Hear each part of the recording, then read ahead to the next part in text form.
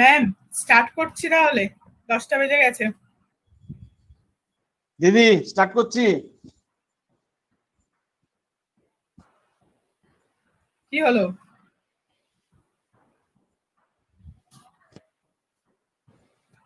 দিদি লাইনে নেই নাকি? একটু জেনে নাও যে সবাই আছে কিনা, জেনে নাও একটু। হ্যাঁ হ্যাঁ দেখেছি, অমর তো এসে গেছে। ঠিক আছে, আমি শুরু করছি। Good morning everybody and welcome back to the second day of the international webinar on translational physiology from cell to system, organized by Department of Physiology, Ananda Mohan College.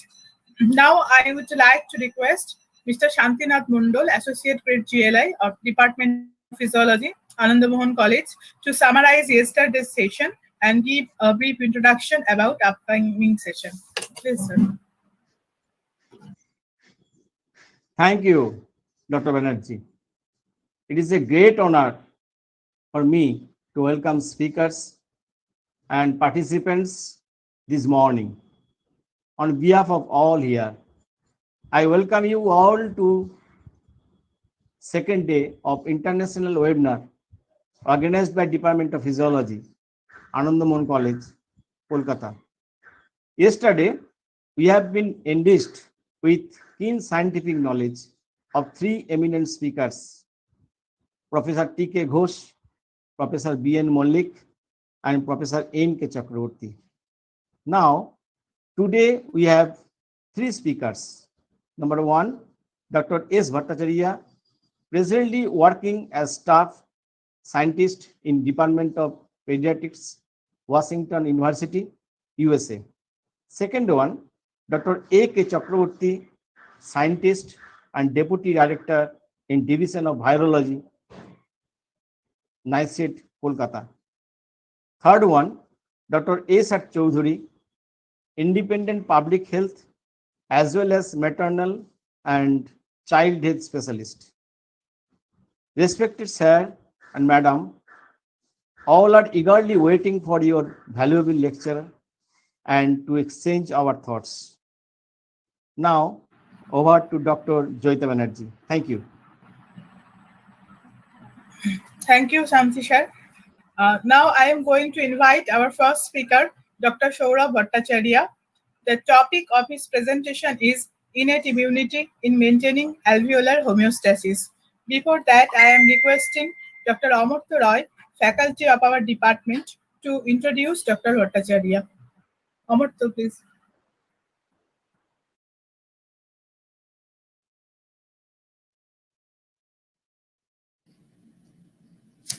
Thank you, Joyita. It's a great pleasure for me to introduce my dear friend, Dr. Saurabh Bhattacharya.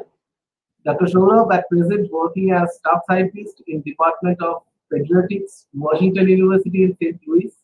His work involves in exploring different aspects of immune system. Presently, he is working on role of ROS in regulation of innate immune system. He also worked as postdoctoral fellow in Department of Pathology, St. Louis University, and in Department of Molecular Microbiology and Immunology, University of Missouri, where he explored immunomodulatory activity of beta melon and the role of CD4 T cell in peripheral tolerance, respectively. In the year 2013, he has completed his PhD from Department of Physiology, University of Calcutta. Since then, he has more than 20 publications in different international peer-reviewed journals. In the year 2012, he has been awarded as Young Scientist by South Asian Association of Physiologists. In the year 2016, he has received prestigious Professor B.B. Sarkar Memorial Research Award for Best Research Publication by PSI. Last year, he has been invited to present his work in Gordon Conference, Phagocytosis, New Hampshire, USA. I'm sure that today also we will be enlightened by his presentation. Once again, thank you, Dr. Saurabh, for joining us. And now I am requesting you to please present your talk. Thank you, Dr. Saurabh. Thank you, Amartya. Thank you so much for your kind introductions. Can you see my presentation here?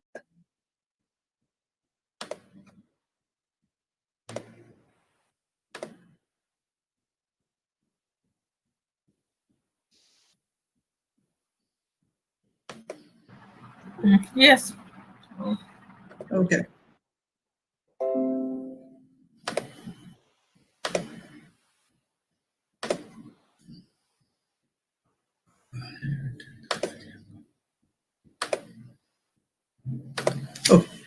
So I want to thank to Ananda Mohan College and the organizing committee for giving me the opportunity to speak here in the same platform where my respected teachers has presented. Today, my topic is innate immunity in maintaining lung homeostasis. Am I audible? Somebody, please, am I audible? Yeah. Audible. Yes. Okay, thank you. Yes. So today's discussions will have a brief introductions about lungs as a part of the respiratory system. I will discuss about the components of the lung immunity in general as very briefly. And the major part of my talk will cover the innate immune response and its role in maintaining the alveolar homeostasis. Special emphasis will be given to the role of reactive oxygen species in this homeostasis maintenance as well. Lung is a very important organ of our respiratory system.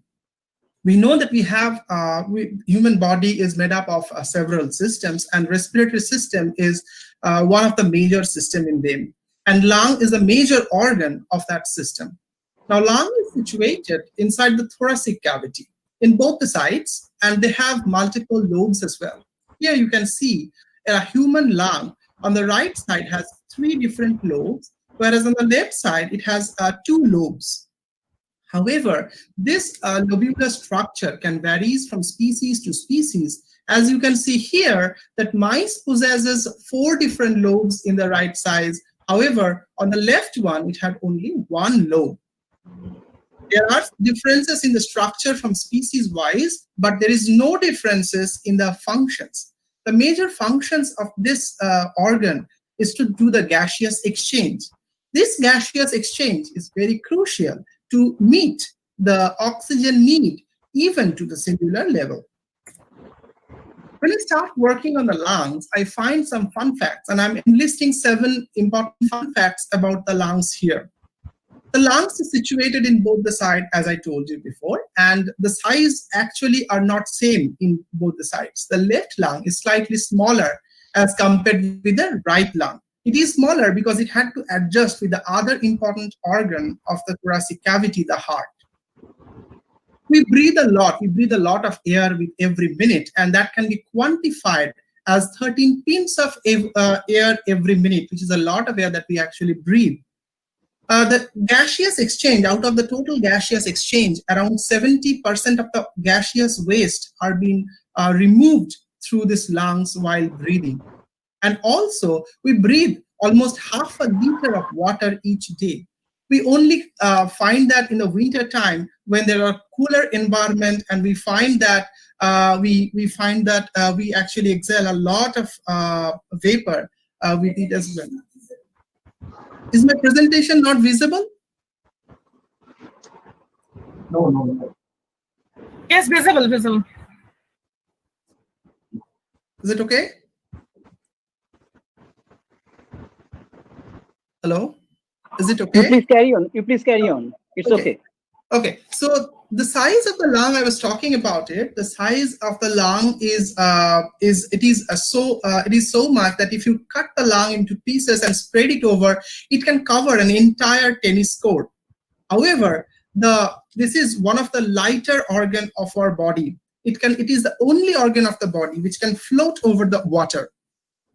Another interesting fun facts about the lung is that people actually measured the speed at which we sneeze, and the highest speed recorded for sneezing is around 165 km per hour, which is even more than the fastest ball ever bowled by Shoaib Akhtar in a cricket field. However, today I'm not going to discuss more about these fun facts or this basic physiological gaseous exchange phenomenon. Rather, I will discuss a little bit about the immunological aspects of the lung, which is relevant in the time of this pandemic. One of the very few good things that the pandemic has done to us is that it makes us united while we're staying apart. And as a result, from USA, I'm speaking to all of us today. So interestingly, or you can say not interestingly as well, simultaneously we can say that all other major pandemics in the last hundreds of years are being created or generated due to the respiratory virus. This is the data that I took from the Center for Disease Control USA, and they showed that in 1980 the Spanish flu was there. We talked a lot during this time about the Spanish flu. We had H2N2 pandemics in 1957, 58. We had 1968 pandemic H3N2 and 2009 pandemic H1N1. So all of this pandemic actually has been created by this respiratory viruses. Not only the virus, the lungs has to deal with a lot of other things.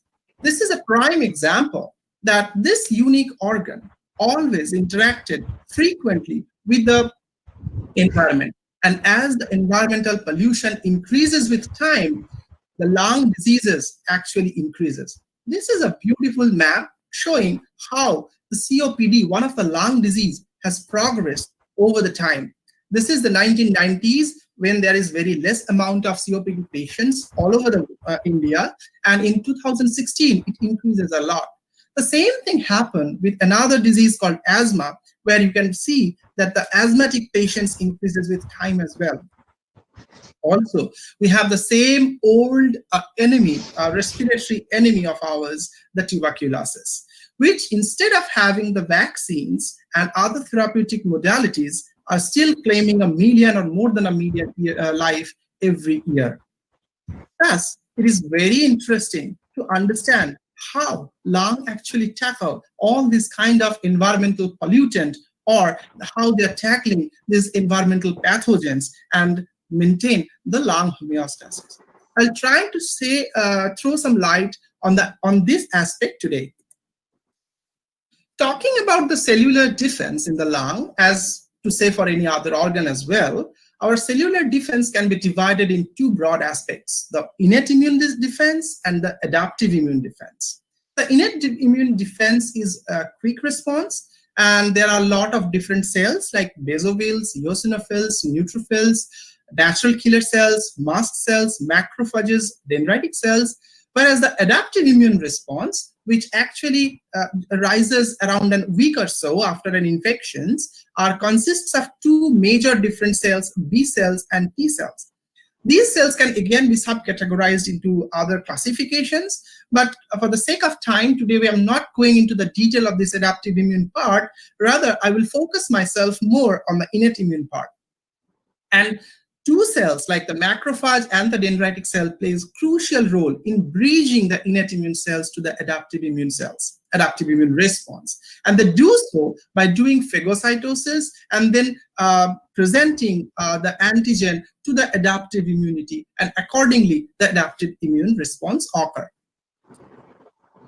Another important point that I want to add here is that there are some other non-immune cells functions as an immune cells, like the epithelial cells in the lungs play major role in regulating immune system.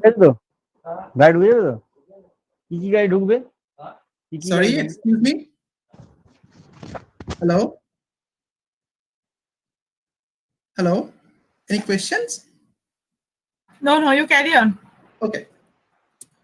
So this is a classical example how the inflammation can occur in lung, or for that matter in any organs. I told you that the innate system is the primary responder, and when there is some kind of a particle or pathogen comes into the site of lungs or organs, the innate lymphoid cells, the myeloid originated cells, actually respond promptly. They interacted with those molecules, secrete a different cytokines from them, also phagocytose those molecules, opsonize them, and present them to the aqueous system. Now this aqueous system, which is made up of B cells and T cells, as I told you earlier as well, responded afterwards according to the signal presented by the innate immune system. So this secondary phase of inflammation developed after a week or so, and the response of the innate immune cells determine what kind of inflammatory response will be there after a week by this acquired immune system. Today, again, I will discuss about two major players of this myeloid-originated innate immune cells, the neutrophil as well as the macrophages. Neutrophil is a very important cell. The most abundant cells of the human blood originated from the bone marrow and flowed through the blood. Whenever there is any kind of inflammation or infections, and at that site, neutrophil comes into that site and then invade into the site and can have multiple functions. They can secrete cytokines, they can do phagocytosis, they are well-known phagocytes, they can form mitosis. I will discuss about this phenomenon later on one by one. And then also they can do degranulations. Once these neutrophils are done with their functions, they are exhausted, they can be apoptotic. And that apoptotic neutrophil needs to be cleared to prevent the inflammations. That important cleaning job is being done by another phagocytes known as macrophages. So this is an example how neutrophil comes into the site of infections. So here is a site of inflammation or infections or injury, and you can see that the green cells, which are neutrophils, are coming to that site. Initially, they're coming one by one, and later on, they're swarmed into that site of injury. This process is called neutrophil swarming, and the molecule, the chemical that actually take the crucial role in this process are called LTB4. This molecule, LTB4, will comes again in my subsequent slide, and I will discuss about this molecule later as well. So what happened that this molecule LTB4 can bind to its receptor known as BLT1. These interactions between the BLT1 and the LTB4 actually invite more neutrophil into the site of infection or inflammation. These neutrophils, as a consequence, can also secrete more pro-inflammatory cytokines and chemokines, and all of this can also bring newer neutrophils into the site of injury and try to resolve the inflammation as well and take care of the infections if there is any. This is another important phenomenon of the neutrophils. You can see the scanning electron microscopic image here, and all of these round-shaped cells are neutrophils. They have formed a trap. It's called the neutrophil extracellular trap. What is this? This is made up of the nuclear material of these cells, neutrophils. It is a biphasic response in which when the cells are activated, these neutrophils are getting activated, the nuclear membrane can be dissolved and the nuclear material can come out of the cell into the cytosols. Once they reach the cytosol, they need a secondary stimulus, and when they get the secondary stimulus, they can excrete out their nuclear material. As nuclear material, I mean to say the DNA material. Along with that nuclear material, they have some of the azurophilic toxic granules which these neutrophils actually contain. So this can help to entrap different pathogens and can kill them. This is one of the crucial events and a good defense system as an antimicrobial part. Similarly, I showed the confocal images here to show how this this neutrophil extracellular trap is forming. But this neutrophil extracellular trap is not only good, but this is also had some harmful effect. This neutrophil extracellular trap in some of the inflammatory events like in autoimmunity, in gout, and in other cases can even increase the inflammatory response and thereby can worsen the system. That is why this mitosis, this process, is a double-edged sword. One prime example of such an event is when there is a snake bite, especially the myotoxic snake bite. When there is a myotoxic snake bite, these neutrophils quickly go to the bite site, can form this neutrophil extracellular trap, and this neutrophil extracellular trap consequently degrade the muscles and causing damage. But I told you that this is a DNA material outside the cells. So if you can chop this DNA material by the help of an enzyme called the DNase 1, you can reverse that thing. And that has been shown in one of the Nature Communication paper last year. So I told you before as well that neutrophil is a prime important phagocytic cells. So this is again another popular video showing how a human neutrophil is moving in a plate to take care against some of the bacteria called the MRSA. So it is moving and taking care of this bacteria. But neutrophil is not the only cell who can do this phagocytosis, who can move and do the phagocytosis. There is another cell which is of similar importance, and that is the macrophage. Again, I'm showing another video, very popular video from the YouTube. You will get a tons of video like that, in a beautiful video like that in the YouTube. And in this video, you can also see that the bacteria are being taken up by this macrophages. What happened when this macrophage and neutrophils are taking this kind of pathogens? So when the cells, this macrophage or the neutrophils are taking this kind of a pathogen inside it, it forms a structure called phagosome. The phagosome is nothing but a vacuole kind of structure, as you can see here, and they are basically acidic in nature and contain a lot of lysozyme inside it, which again try to tackle the invading pathogen. To help with this job, they have somebody else, and that is NADPH oxidase, which is an enzyme that can produce the reactive oxygen species. These together can help to kill the pathogen and restore the homeostasis. So this is on the right side, I have a beautiful image of an alveolar macrophage. This is an alveolar macrophage stained by a 1% safranin, and this macrophage has been fed with some of the fungal particles like the zymogen. When the zymogen are being fed to these cells form reactive oxygen species just at the side of the phagosomal membrane, as I discussed before. And this reactive oxygen species can be detected by using a chemical from outside known as nitroblue tetrazolium. The nitroblue tetrazolium can interact with the reactive oxygen species and can form a product called formazan, which actually showed like this purple or blackish purple color. So this image actually showing the phagocytosis of fungal particle followed by the formation of ROS just beside the phagosomal membrane. In the other functions or other important functions of macrophage is the cleaning job of the degraded tissues, the apoptotic neutrophil. This is a classical apoptotic neutrophils you can see here, which can be cleared by the macrophages. So ROS is very crucial in pathogen killing. And talking about the macrophage, the most important innate immune cells, in my opinion, in the human body, it is so important that macrophages are distributed throughout the body from the head to the feet. Though they have different names, their basic functions are almost similar.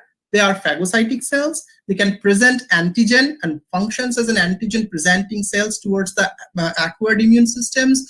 And also they can secrete different cytokines and basically maintains the homeostasis of the tissue organ.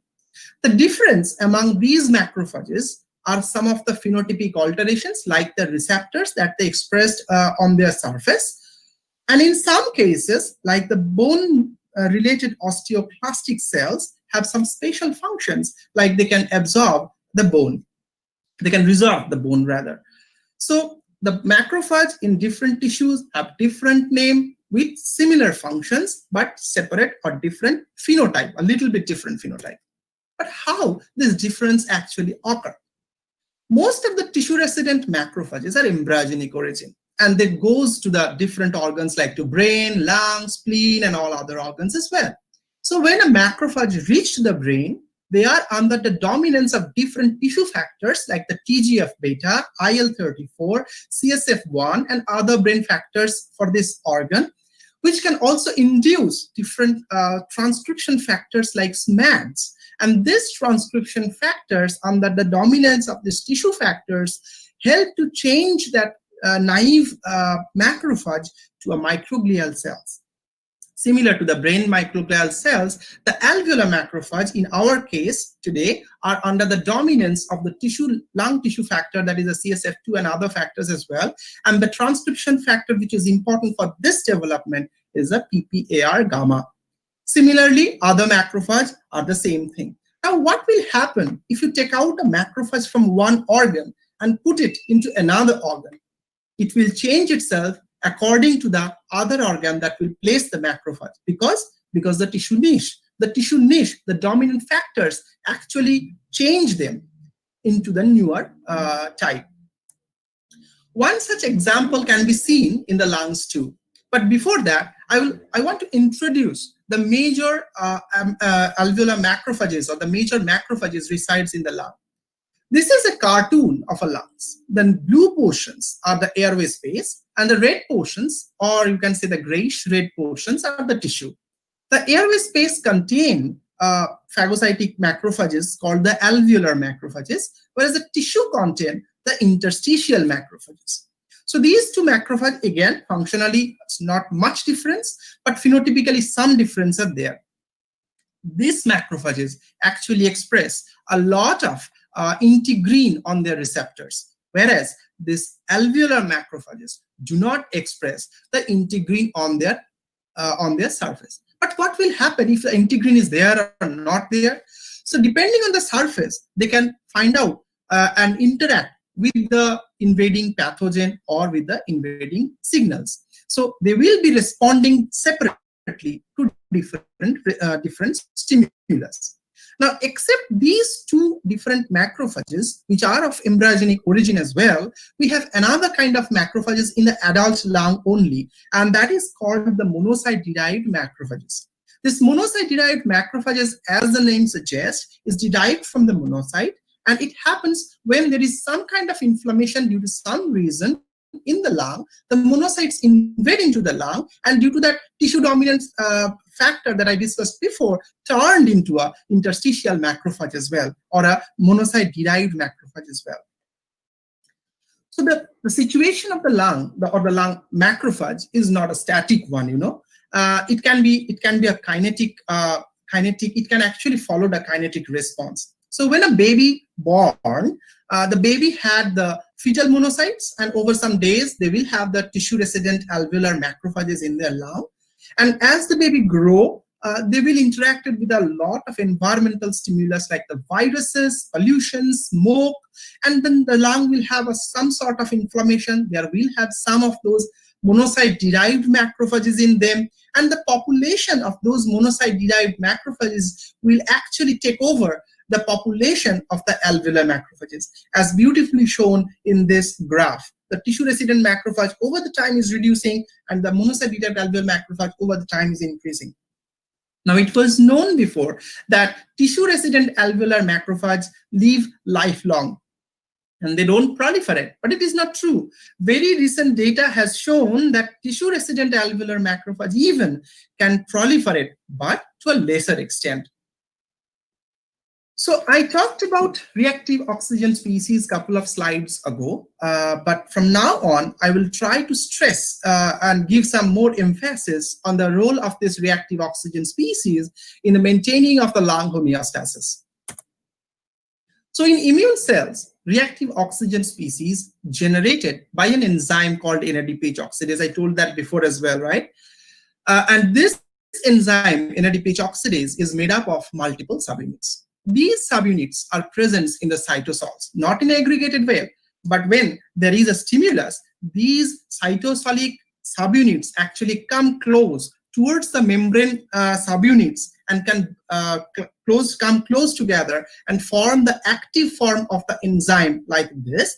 And this active form of NADPH oxidase in turn can produce O dot radical or superoxide, or the reactive oxygen species.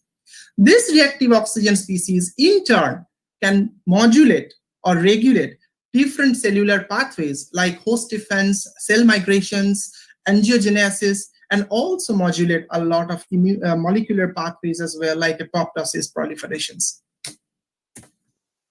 So the ROS actually help to kill pathogen. It also can help to limit the immune activations.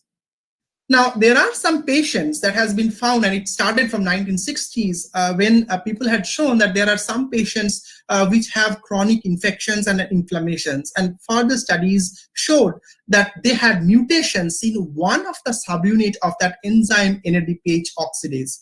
So if you have any mutations in any of the functional subunit of that enzyme, that can hamper the production of the ROS. So all this process will be hampered. So they will have a lot of inflammation, lot of infections as well. Here is an example. To mimic those patients in our lab, we generated some mice by mutating some of the functional units like this GP91, and then we get the mice which have lack of reactive oxygen species in their immune cells. Now, these mice, when challenged by a pathogen called Aspergillus, which is an opportunistic pathogen, does not have any impact on a normal mice or a normal human being. In this case, this immunosuppressed mice actually develop a lot of inflammation in their lungs. You can see the formations of foci all throughout the lungs. Not only that, we also had found that those fungus which we have given the spores actually grow inside the lungs and form this kind of fungi as shown by the GMS, the gomeri methyl silver staining. You can see that fungus actually has been grown here. So ROS is very important. ROS generation is very important against dealing with the fungal infections. But not only the fungus, the whole fungus, but also even you have a fungal particle like zymogen, this mice actually give you a lot of inflammatory response as shown here. So this is again those mice, I named them as CGD, the chronic granulomatous disease mice. These mice, when challenged with those fungal particles, zymogen, can develop a lot of inflammation in their lung, as you can see in these slides, which has been showing here by the staining of myeloperoxidase that these inflammatory cells are neutrophil in nature. Myeloperoxide is a neutrophilic granules, so every brown cell means each neutrophils, and thus this accumulations of cells are majorly neutrophils. But how and why these neutrophils are accumulated and causing this inflammatory conditions here? One of the reasons is that it's polarization. So the neutrophils actually have higher calcium, intracellular calcium in them. As you can see that the red bar is above the blue bar. The blue is a wild type. The control, the red is the CGD or the eliminated ROS neutrophils. So this eliminated ROS neutrophil has more intracellular calcium. They have altered polarizations of the cells and they have altered functions as well.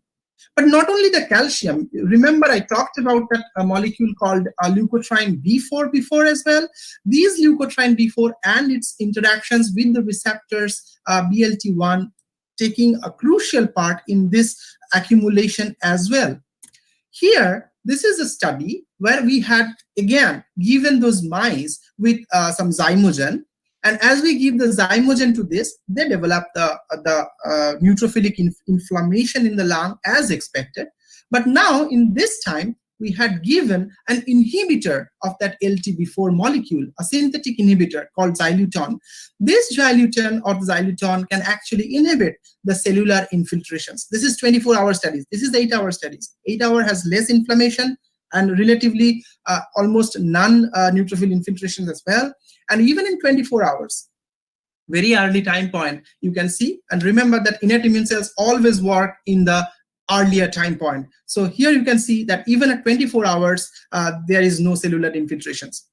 Similar studies has been done with the receptor inhibitor U75302, which is again a synthetic inhibitor, showed the same thing. Here again, the brown cells are neutrophils, and again, when you treat them with that synthetic inhibitor of the receptor, it will have less amount of neutrophil infiltrations into the lung tissue.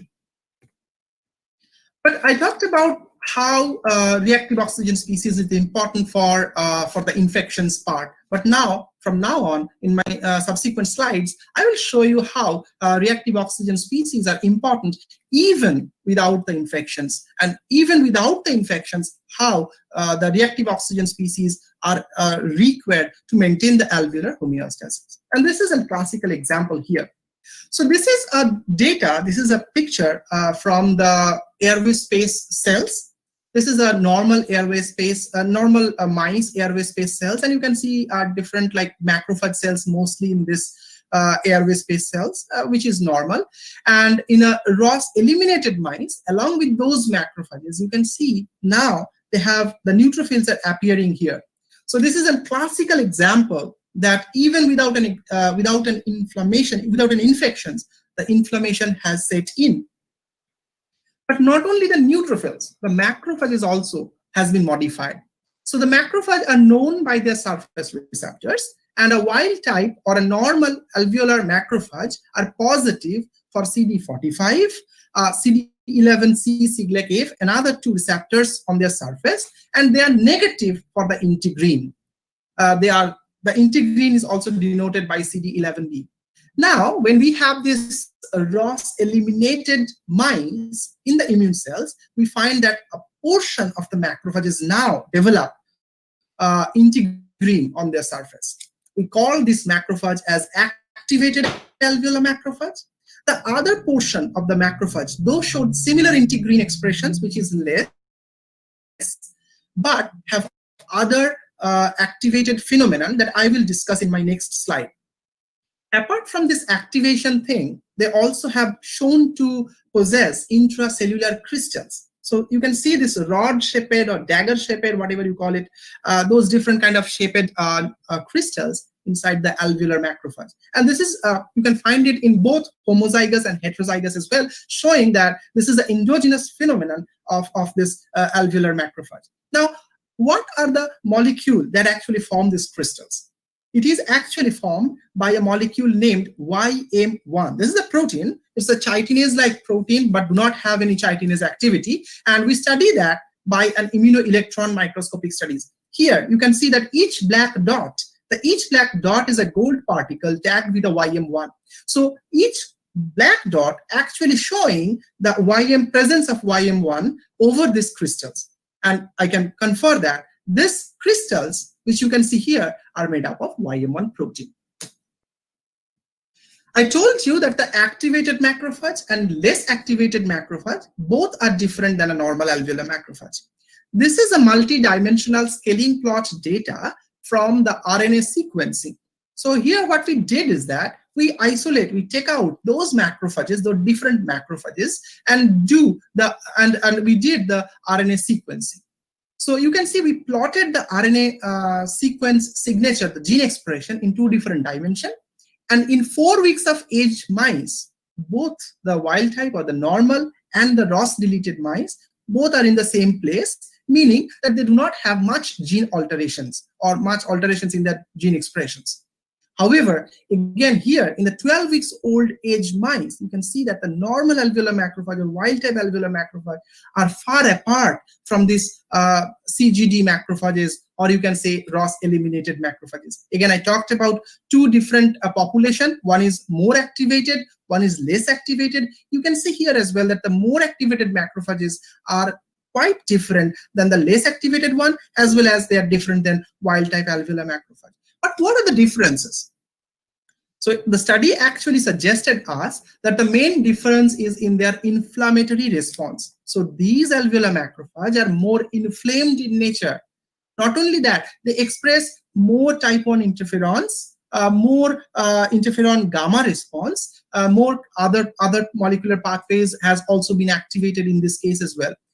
Each pathway needs or demands separate study to understand how they are influencing these macrophage populations. And I am today just will show some details about the inflammatory response. And talking about the inflammatory response about the macrophage, we know that we always think that macrophage can be divided as M1 and pro-inflammatory macrophage and M2 anti-inflammatory macrophage. And M1 macrophage can be prepared in a dish or in a petri plate by treating them with LPS or interferon gamma, whereas the M2 macrophages can be made by type 2 cytokines like IL-4 and IL-13.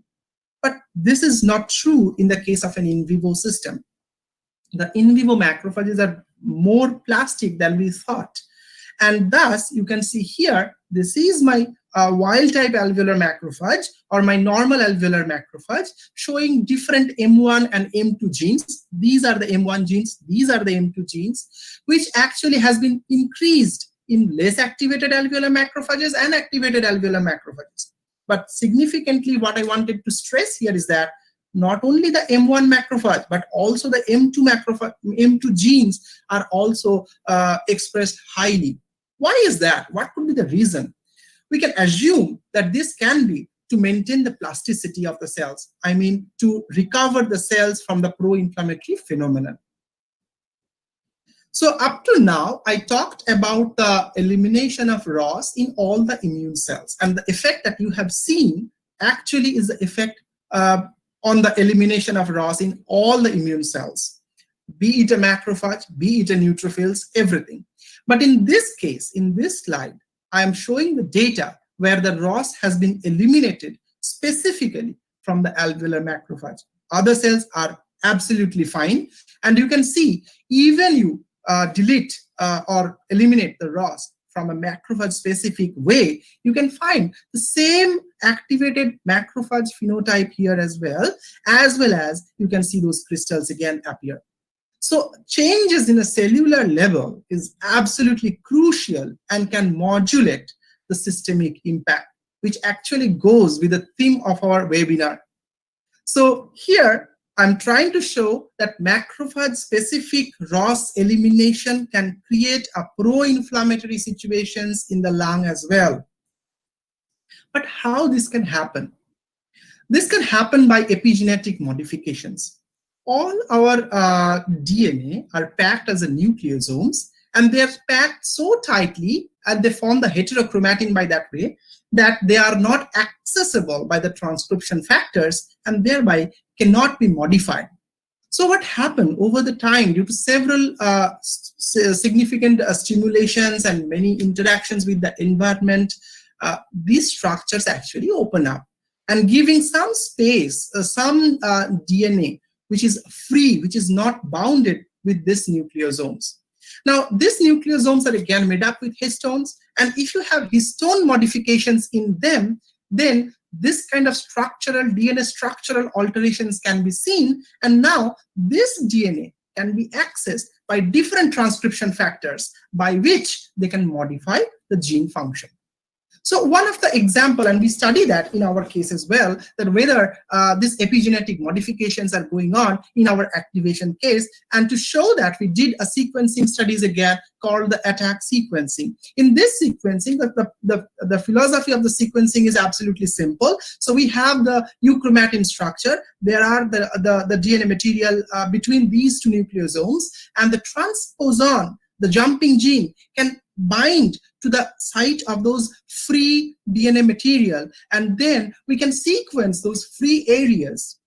Now, when you do the sequencing, whenever there is a free area, you can find this kind of a signal. Whenever you do not have any free region, you will not find any of this open access region. So I will call it an open chromosome structure. And this data actually showing that only this macrophage, which is the activated macrophage, has openness in their chromatin structure for the gene MX1. This is a type 1 interferon gene, by the way. So this gene had more openness in the activated alveolar macrophage as compared with any other normal macrophages. Similarly, I showed another example of such a thing, another gene, OSL2, which is again another type 1 interferon gene, and you can see the widening, the broadening of the peak, which means that you have more space in between, which can be accessed by the transcription factors. So these transcription factors now can modify these genes and can activate or immunoparalyze the cell for that sake. And this event is not important only for my study. This is also important in the field of innate immune system, as very recently in 2012, Professor Mihai Netia showed features of innate immune memory. What is that? We know that immune memory means backward systems. Our T cells can generate T memory cells. Is it true for the innate immune cells? Yes, it is, and that is I'm going to say today. So if you give a vaccinations like with BCG, and you have the innate immune cells which actually altered, and if you give a secondary infections after some days, you can find an hyper responsiveness. And this is a very important thing in innate immune cell biology. However, there are also the reverse can happen. So this is the red line actually showing that there are some conditions where you can vaccinate this innate, a person or a mice, and innate immune cells are activated, and that activations can lead to reduction of the functions, eliminations of the functions. And there are some examples as I show here in these two papers, the same thing here. But why I'm talking today about innate immune memory? Because it is very important. Even now, it has been thought that in COVID situation, this is actually playing a crucial role. So it has been statistically shown that those countries are vaccinated by BCG are having more protection. By more protection means less death rate as compared with the Western countries where the BCG vaccinations are not provided. Additionally, the BCG vaccination has shown to reduce other viral infections like RSVs, influenza virus, and HSVs. For SARS-CoV-2, it is still under the examination, so I will not comment that it is doing the job, but this is certainly an hypothesis, and that hypothesis has been postulated by the same Mihai Netia group as well. But how? Why I said that epigenetics is playing a crucial part in this innate immune memory. So when there is a vaccination, when there is a stimulus, they actually interact with the pattern recognition receptors of the alveolar macrophage, and this interaction can change the closed chromatin structure and make it an open chromatin structure by modifying the histone, by acetylating, by methylating, or by other modifications, and thereby you can have this accessible chromatin. And then whenever you have a secondary response, you can find that they will have a hyper response or immunoparalysis. Addition to epigenetic modifications, metabolic reprogramming, cytokine secretions, and other alterations are also associated with this innate immune memory as well. The last part of my talk, I will just show one slide, and I will just briefly introduce about why the adult people, the old people, are more vulnerable to COVID-19 infections. The phenomenon that the immune cells always have is the immune senescence and inflammaging. So these two phenomena are seen in an aged person. So what is this? Let's take an example like macrophage. So the macrophage is a phagocyte cells, but the phagocytic capacity actually reduces as we aged. And along with that, this macrophage, our old age macrophage now, can secrete a lot of pro-inflammatory cytokines, making them double vulnerable as compared with a normal adult alveolar macrophage. So this might be one of the reasons that the old people are getting more infected and are less protected. And the death rate is high as well. With that, I want to conclude, and the take-home message from the today's talk are, lung is a unique organ as it can interact with the environment. Lung innate immune defense plays major role in protecting the organ. Reactive oxygen species play crucial role in maintaining lung homeostasis. Innate immune memory plays significant role in lung immune defense. And immune senescence is a major reason for dampening immune response in old age. With that, I'll stop here. I want to acknowledge my lab members and my collaborators who helped me in this project as well. And at last but not the least, the funding agencies without which I cannot complete the work as well. With that, thank you, and I'm ready for any questions if you have. Thank you very much, Dr. Bhattacharya, for your nice presentation. Now I am requesting Dr. Raghavendra Mishra to conduct the question answer session. Thank you for such a nice talk, Saurabh. Just I want to add on a single thing. Jetadi, the second speaker, is trying to join the meeting but was unable to. Can you mail him the link right now? You're asking me? No, I'm telling Jetadi. Jetadi. Okay. Just mail Dr. Alok Chakraborty the link.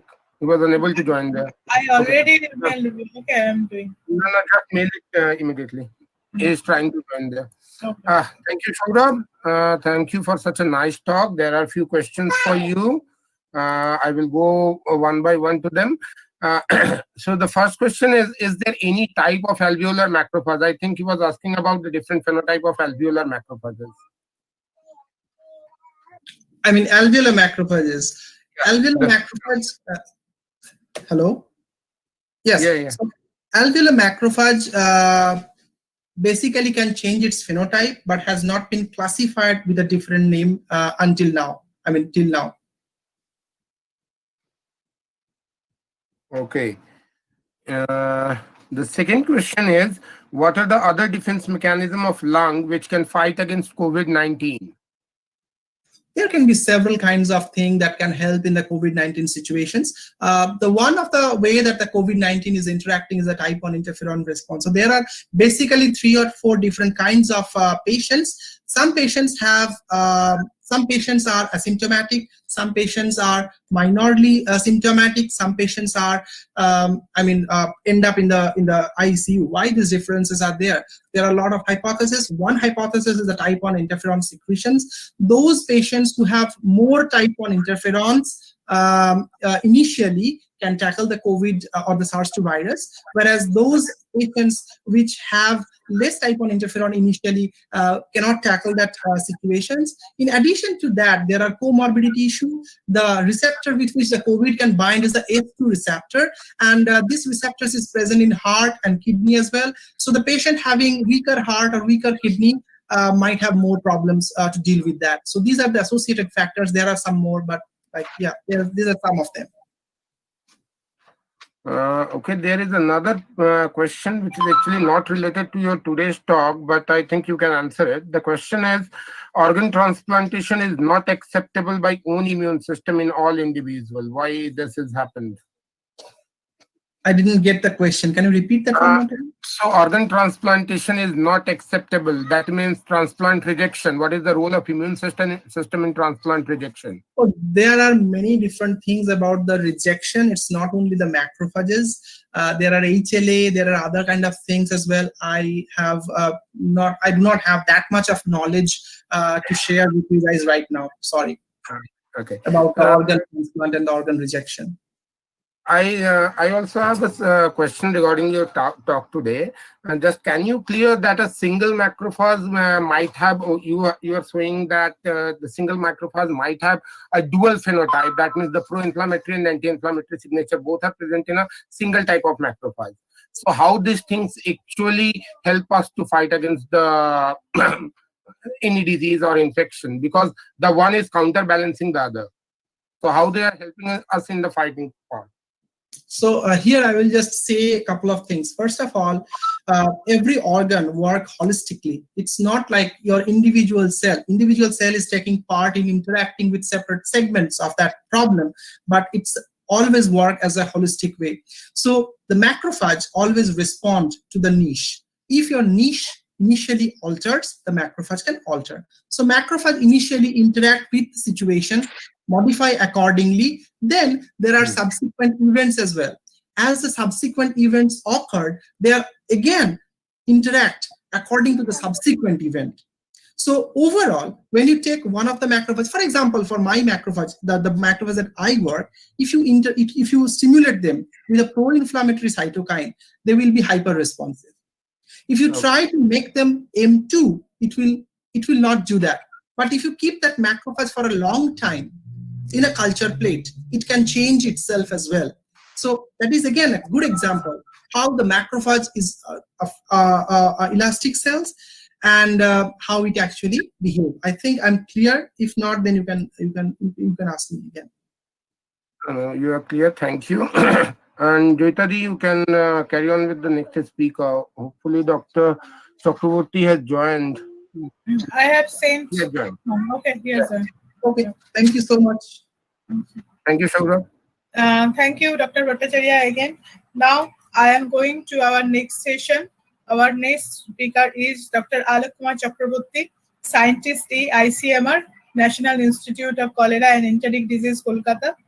The topic of his presentation is influenza, the virus, epidemics, pandemics, and continued pandemic threat. Now I am requesting Ms. Shweta Chatterjee, faculty of our department, to introduce the speaker.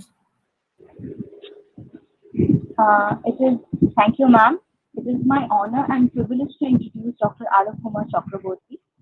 Dr. Chakraborty currently serves as Deputy Director, NICET, Kolkata. He did his PhD from NICET. His research work was in development of fast typing schemes for Vibrio colli 0139.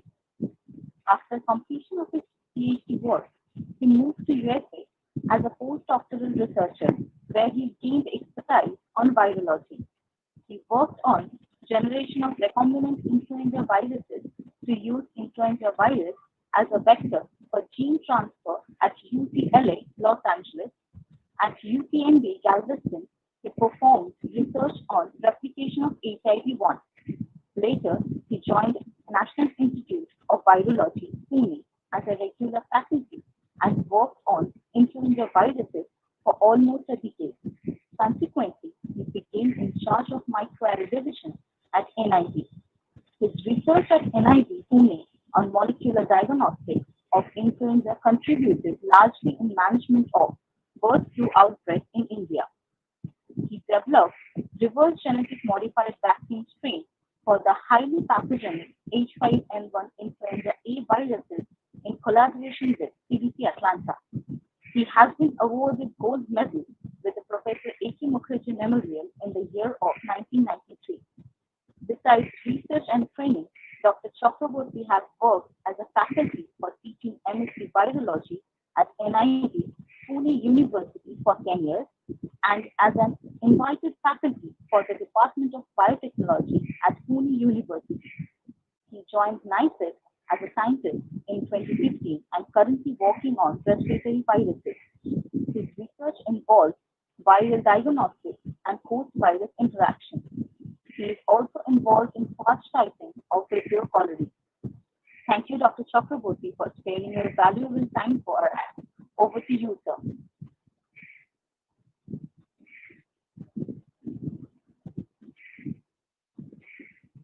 Dr. Chakraborty, kindly unmute yourself.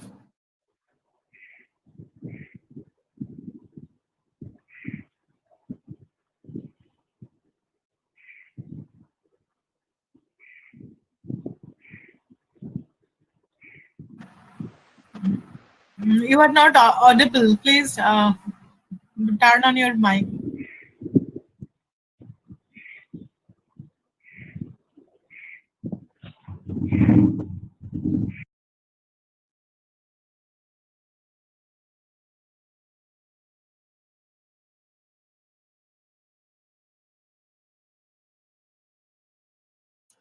You have to unmute yourself. Yes, yes.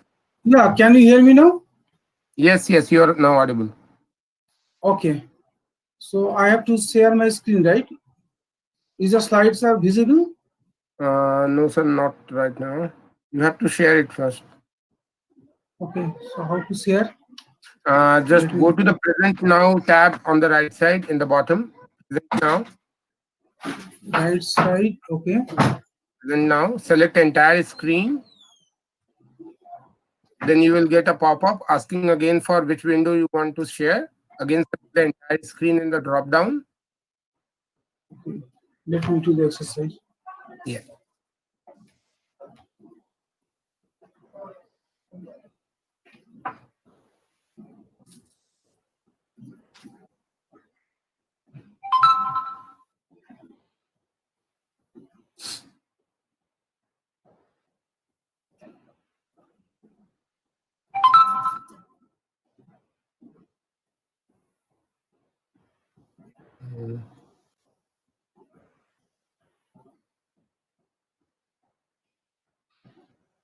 Yeah.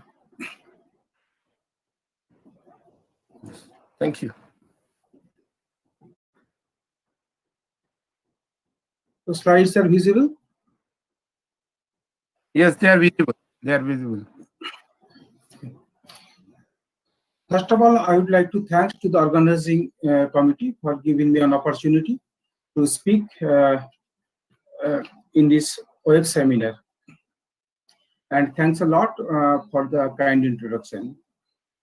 I will speak on influenza, the viruses, epidemics, pandemics, and the continued pandemic threat. Actually, we are now in a very different time.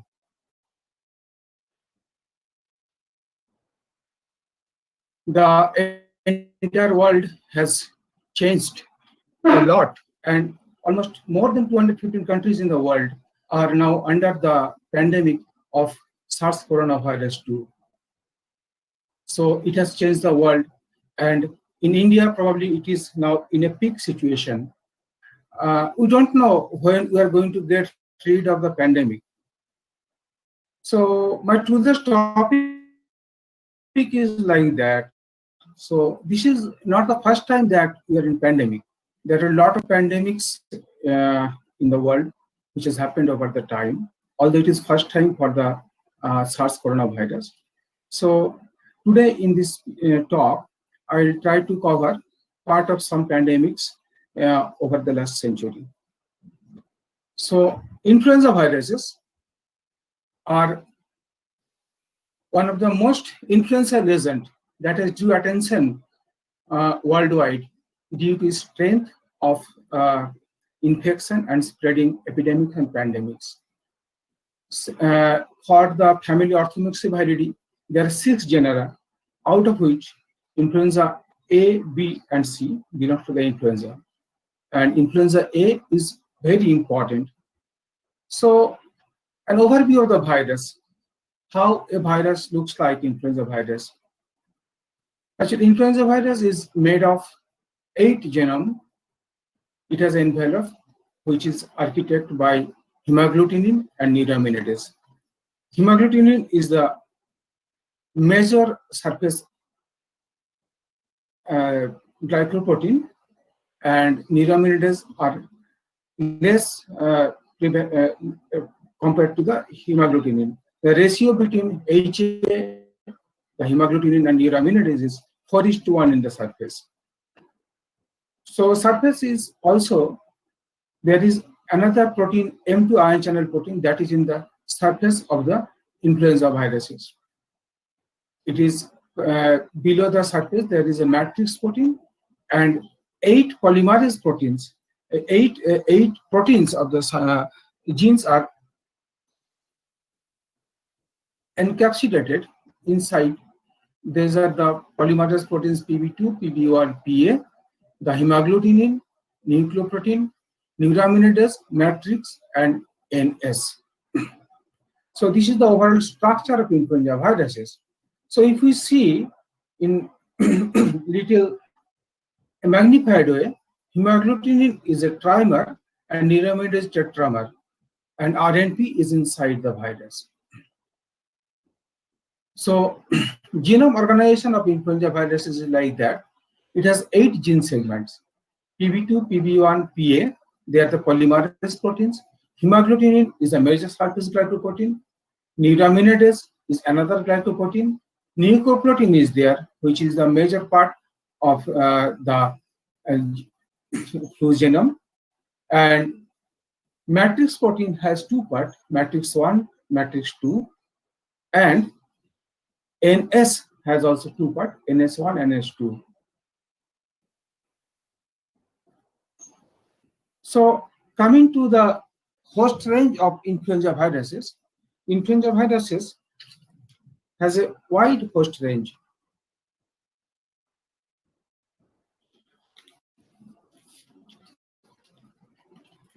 It can infect horses, whales, pigs, birds, humans, poultry, and many other animals.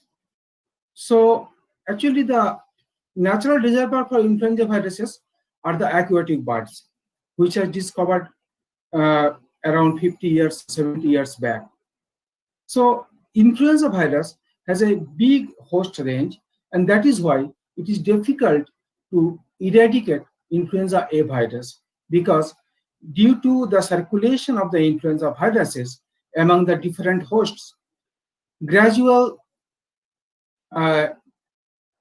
evolution of the virus happens, which keeps the virus continuous in the population.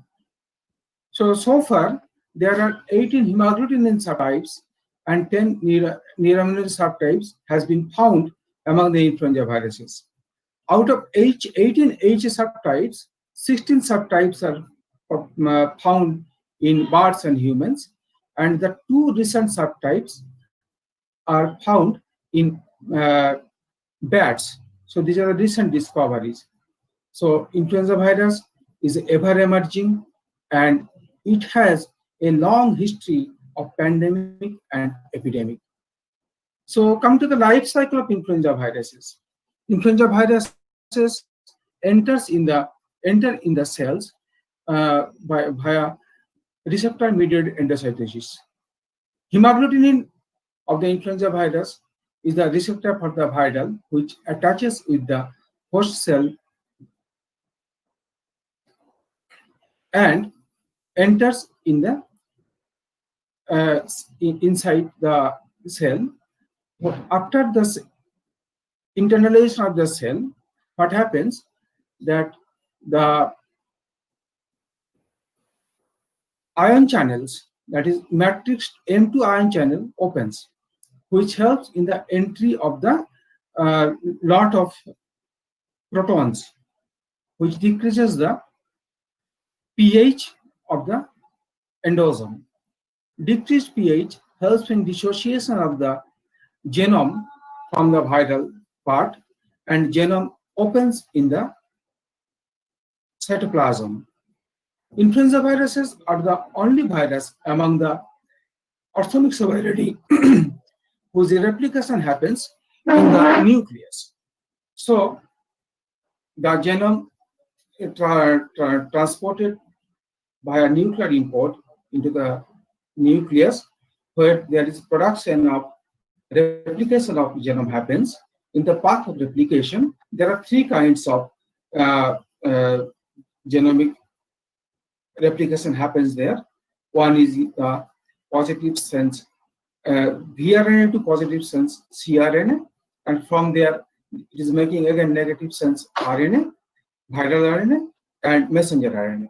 Messenger RNA coming to the cytoplasm, where it is making all the viral organelles, which is traveling towards the membrane, and consequently the vRNA also getting incorporated, and the complete virus particle is generated, which is coming by budding from the wrapped association.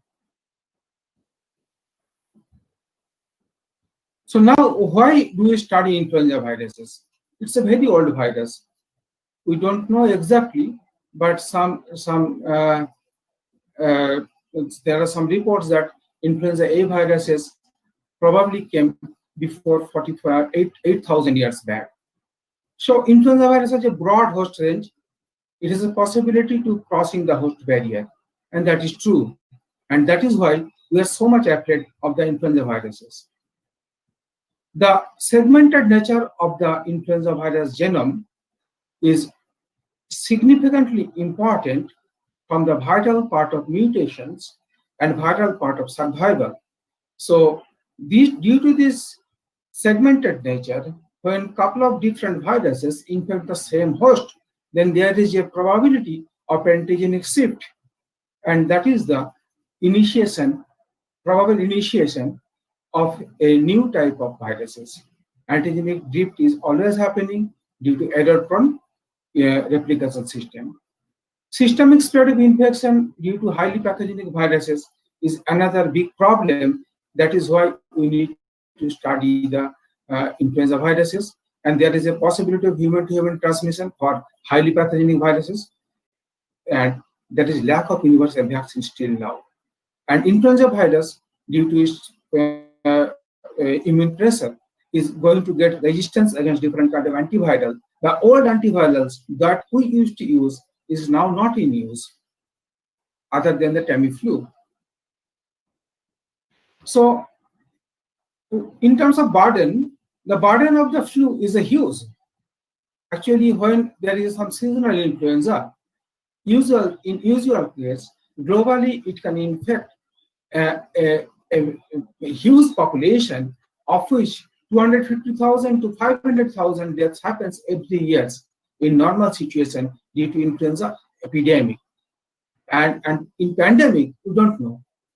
An ever-present threat of influenza pandemic is present. So if we come and see here the presentation, that we can see the differences between the normal seasonal influenza and pandemic influenza. This bar is showing the actual differences. So if we go through a scale of more than 100 years, we can see the different kind of pandemics that has been recorded in human civilization. So if you go back in the 1989, that was the Russian influenza of H2N2, which is not well documented, but there are some documents on that. Following that, in 1900, there was another flu pandemic. That was your old Hong Kong influenza by H3N2. And everyone knows about the Spanish flu, Spanish influenza of 1918. The H1N1 subtype of influenza created and havoc in 1918. It is more than 100 years back. So on the path, it never stopped. There is a big gap from 1918 to 1957. And in 1957, it reappears as H2N2. So subtype changing and changing. After 1957, another pandemic came in 68, that is Hong Kong flu. So this is not like the old Hong Kong flu of 1900. In 68 years, 1900, the Hong Kong flu has changed to new Hong Kong flu, and that created a pandemic. After that, there is a long gap, and there was H1N1 in circulation worldwide. And in 2009, pandemic came, which all of us knows. So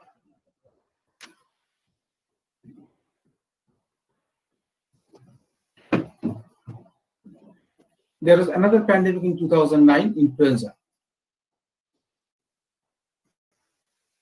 And in between, a very interesting thing was happening since 1955, when Professor Robert Webster in Memphis, Tennessee, discovered that influenza hovers in wild birds, or wild aquatic birds are the reservoir for influenza viruses. Since then, a lot of observations on avian influenzas were there, and it was found that appearance of different type of avian influenza viruses. So it covered a long time.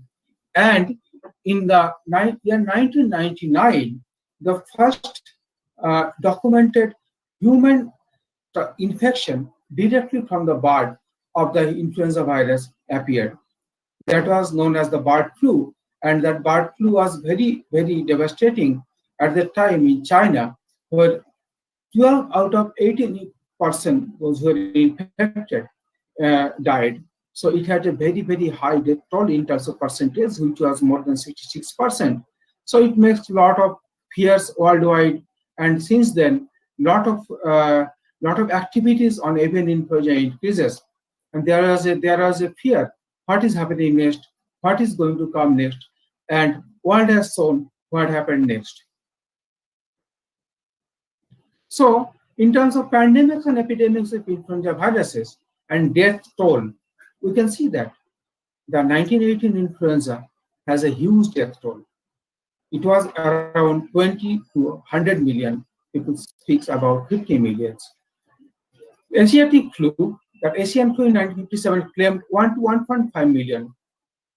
Hong Kong flu claimed almost 1 million. And in 2009 pandemic of influenza virus H1N1, which originated from Mexico and very, very quickly spread throughout the world, that has claimed around 18,000 lives worldwide, which is documented, but there are controversies also in this data. So Spanish influenza, all of us are very much aware about this. This was probably the most devastating pandemic in the history of the infectious diseases, which claimed more than 50. And this is the situation. I mean, it came all on a sudden in 1918. So when Spanish influenza came in 1918, 1918, we don't know where it actually originated, or probably it was originated in the Americas or Europe, in China. There are controversies. But first case of Spanish influenza was reported from Kansas in United States. So what is the reason for this Spanish flu in 1918, which was so much devastating? There are a lot of discussion on that. Main thing or main constraint was that at the time there was neither any antiviral nor any antibiotics, because antibiotics came after almost a decade of the Spanish flu, which has probably helped in decreasing the death toll in the successive pandemics. But during that Spanish flu, there was no antibiotics, there was no antiviral. So what was the practice for treatment? Doctors or physicians tried with some aspirin, some quinines, and all the traditional medicine which was available. And in some part of the world at the time, the plasma therapy kind of thing was, because the patient, those who were free from the infection, those who survived, they used to take the plasma from them and they used to transfer to the healthy or infected patient to save their lives. We don't know how much it was successful, but there was some level of successful. The same trend is still continued after 100 years in case of our pandemic, SARS pandemic, of the current SARS pandemic.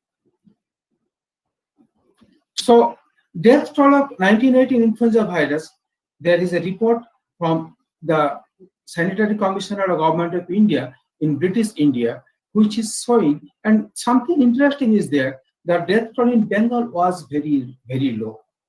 And in several respiratory outbreaks, it has shown, this is kind of true in case of your pandemic influenza, in case of the current influenza also. So we don't know whether this is the kind of your environmental factor or some other human factors. It definitely demands some research in future. So lot of kind of your reassortment and mutation happens in influenza viruses, and it's going on. It's going on. So it's going on from 1918 pandemic to 1968, 1957, and we don't know what is going to happen next, because world has changed now. So if you think about the old pandemic of 1960s, 1980s, 18s, then the mode of transportation was much slow. Probably ship and the waterway was the main transportation, international transportation. But now we have changed. We came up with a lot of speed in the world. So we are really scared what is going to happen with influenza next. And the whole world was thinking, is it bird flu? A lot of reassortment in influenza can change the viruses, can change its pathogenicity. So we don't know actually what is going to happen next. See, this is showing that the differences with the 1918 and today's. In 1918, we didn't have any idea about the avian flu, and we had no airplane. But now we have airplane as well as avian flu. So speed of transmission, mode of transmission, everything has changed. So we may have a new pandemic. It was a big scare in the early first decade of the century. And people are thinking probably H5N1 bird flu is going to be the next pandemic agent. But keeping everyone in blind, pandemic H1N1, the 2009 influenza H1N1 emerged from Mexico. It traveled from Mexico to United States, and very quickly, within a time of a month, which was in case of your 1918 pandemic flu, it took almost more than 6 months to spread worldwide, because it had 3 different or 4 different waves. The first wave was just when World War I was going on. So pandemic influenza H1N1 of 1981 was more devastating than any war. And many of the experts blames that it is due to the World War I, because World War I time range was 1914 to 1918 November, and the first wave of the Spanish flu came in March 1918, and this was apparently very kind of mild infection.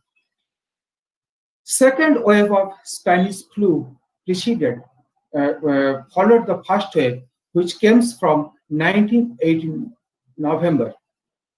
It stopped, and that was the more devastating, very devastating. And then the third wave came in the early 2019, and scientists also claims a fourth wave in the 1920s early. So a pandemic of influenza, which was the biggest pandemic of viral pandemic in the world, that was there for almost 2 years. So we were really scared about the pandemic H1N1, what is going to happen, we don't know. But it was not that devastating. It was mild, but spread very quickly. So we have done some work on that. So from that, we have done some analysis of host gene expression of 2009 pandemic H1N1 viruses, and we found that it helps in suppression of the most of the host immune genes, and that is probably one of the important reasons for pandemic H1N1 to spread very quickly. We have published a paper on this, but somehow the world could have managed the pandemic H1N1 viruses very efficiently, very nicely. Probably this we know influenza for a long time, which is probably not happening with the SARS coronavirus at this moment. So avian influenza viruses, what I was talking about, was a very devastating virus and very powerful virus, because it has the capacity to infect human from the bird, but luckily there is no human to human transmission. This virus is so much devastating that has a capacity to kill more than 60% infected people. So we are really scared of this. And avian influenza virus was there in circulation since 1960s, and it came in prominence from late 1990s. And migratory birds, see, the birds are the major, birds are the reservoir for viruses, and birds migrates. So there are several migratory ways from where the bird migrates, and this way, that is Central Asian Pacific Flyway, is going through our country, and a lot of birds every year comes from all the way from Siberia and many other parts of the world, and the rest in the India, definitely the rest in Qinghai Lake in China before coming here. So lot of incidences of bird flu in the Asian continent, specifically in China, and also it comes to India. So bird migrates. They can migrate a long way, and during migration, they may carry the influenza viruses. So although influenza viruses is documented, avian influenza virus is documented since 1997, India saw its first outbreak of avian influenza, highly pathogenic avian influenza viruses, from 2006. So we have done some work on 2006, 2007, and different avian influenza outbreaks in India. So we have worked on 2006 Navapur viruses. We have worked on 2007 viruses from Manipur. So Navapur virus in 2007, we did the diagnostics and reported that Navapur virus was the H5 subtypes of influenza viruses. That was the first H5N1 virus from India. 2007, another outbreak in Manipur happened. It was a very surprising and focal outbreak. So we had a lot of interest to find what happening with this. So, but this was the conventional way for the confirmation of the influenza outbreak of 2007 Manipur outbreak. And this is the real-time PCR-based analysis of Manipur samples. And because this was very much focal, so we had a lot of interest to see what is happening in the gene level. So we did the whole genome sequencing using our in-house facility at National Institute of Virology at that time. And we saw a novel reverse site, that is RRR-RKR. This differs with the other influenza viruses, that is usually RRR-KKR like this. So this basic amino acid stretch is situated in between the hemagglutinin HA1 and HA2, and that plays a very important role in the pathogenicity of influenza viruses. In the normal influenza viruses, there is one arginine in this site, but in highly pathogenic avian influenza viruses, H7 and H5 viruses, there is stretch of RRR, KKR kind of your amino acid, which has a signal to which can signal different kinds of proteases and fusions, and which is probably plays a very important role in spreading the systemic spread of the viruses. So what happens for influenza viruses, normal viruses, it is usually it infects the lungs, but for avian influenza viruses H5, it has shown that it can spread throughout the system. That is why it is very much devastating and pathogenic. And this stretch of amino acid plays a very important role. So this was the analysis, and we have done the whole genome sequencing for Manipur viruses, and with the phylogenetic analysis with the other existing other existing H5 or hemagglutinin, we have seen that Manipur isolates really different from the other. Same thing is true with the neuraminidase, where Manipur is branching as a separate unit. So phylogenetic analysis and its behavior, that it was a very focal, because the infection was like that. There are two cages in Manipur in 100 meters away, as we know, and one cage, some birds were infected, but it never spread, never came out. So we don't know what are the source and what is the nature, but definitely genetically this virus differs. So based on that, we have published that unique influenza virus H5N1, which caused a focal poultry outbreak in Manipur. After the Manipur outbreak in influenza, avian influenza, the big outbreak of H5N1 happens, and this is probably the biggest avian influenza outbreak so far documented. It started from West Bengal. In 2008-9, some districts, probably the West Dinajpur and Murshidabad, they reported the infection of H5N1, and we have worked on this from National Institute of Virology at the time.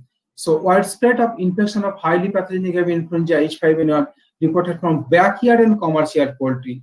This infection gradually spread to the north and northeastern state of Tripura, Assam, and Sikkim, and 70 outbreaks reported between January to May 2009. So you can see here the map. The entire West Bengal was red, was infected. Then Assam, Tripura, the entire zone was infected at the time. So we have done a lot of work on that.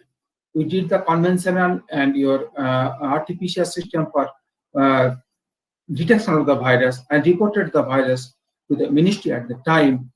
Then we have performed a lot of work on these viruses, so molecular analysis of these viruses. We have seen we have aligned the genomes and seen that they have the RRR, KKR kind of cleavage site at the hemagglutinin, and different kind of sequences has been seen. And this is your hemagglutinin phylogenetic analysis, and a lot of other work was done, which I'm not telling here. So ultimately, we we could able to conclude that the H5N1 virus of the 2008-9 outbreaks in India was a third introduction, and possibly this is endemic. And probably this is true because H5N1 is still here in this part of the world, in the northeastern, many times reporting H5N1. And now different pockets of India is also reporting. Few days back, just before this SARS coronavirus outbreak, we got a report that state of Karnataka has some H5N1. Before few months, state of Jharkhand, Bihar, UP, many states are reporting H5 time to time. So it has not died out. Virus is here, and influenza H5N1 will be with us. So for this, surveillance of avian influenza viruses was in place, and surveillance, although have not found any H5N1 in the nature, we have discovered a new virus, that is H11N1 influenza viruses. So let me go back. So you can see here, we have discovered one new subtype of avian influenza virus, H11N1 in India, which has a Eurasian American lineage of lineage of Eurasian and American kind of recombination in their genes.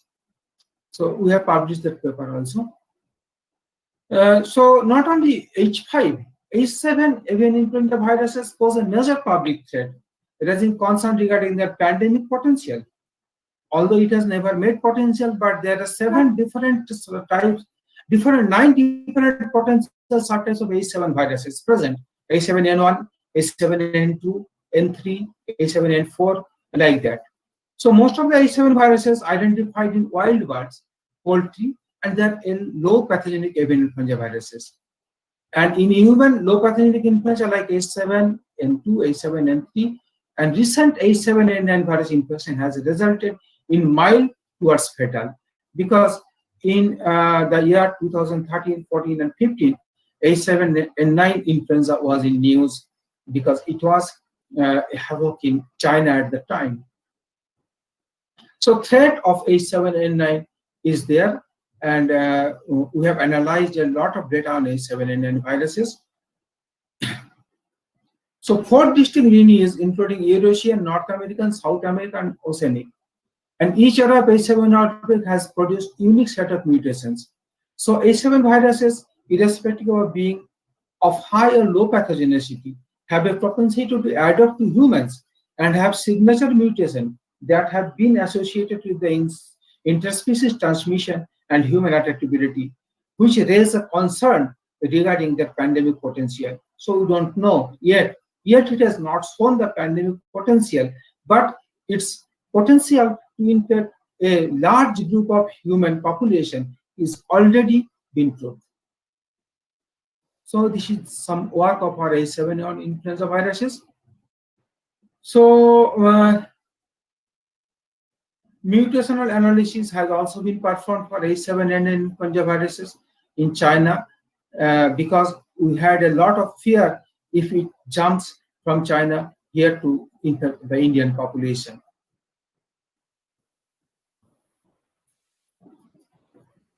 So now let me speak something about the reverse genetics of influenza viruses. This is a system because influenza virus is segmented viruses, negative stranded viruses. So it is very difficult to generate the virus directly.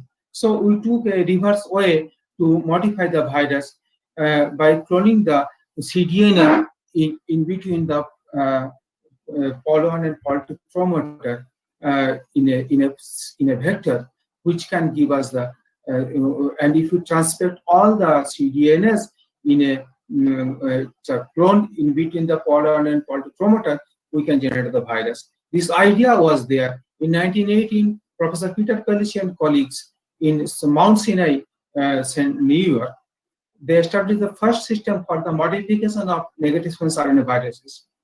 This generation of has actually viruses has revolutionized the research in influenza viruses. Now we can think about the influenza vaccines in a very short term, very short time using this technique.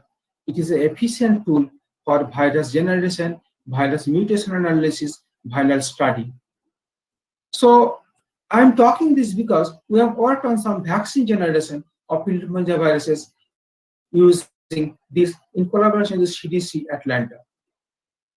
So we have made the vaccine for influenza A H5N1 NIV strain in the background of PR8, which is known as vaccine donor strain, and it is a very common laboratory strain.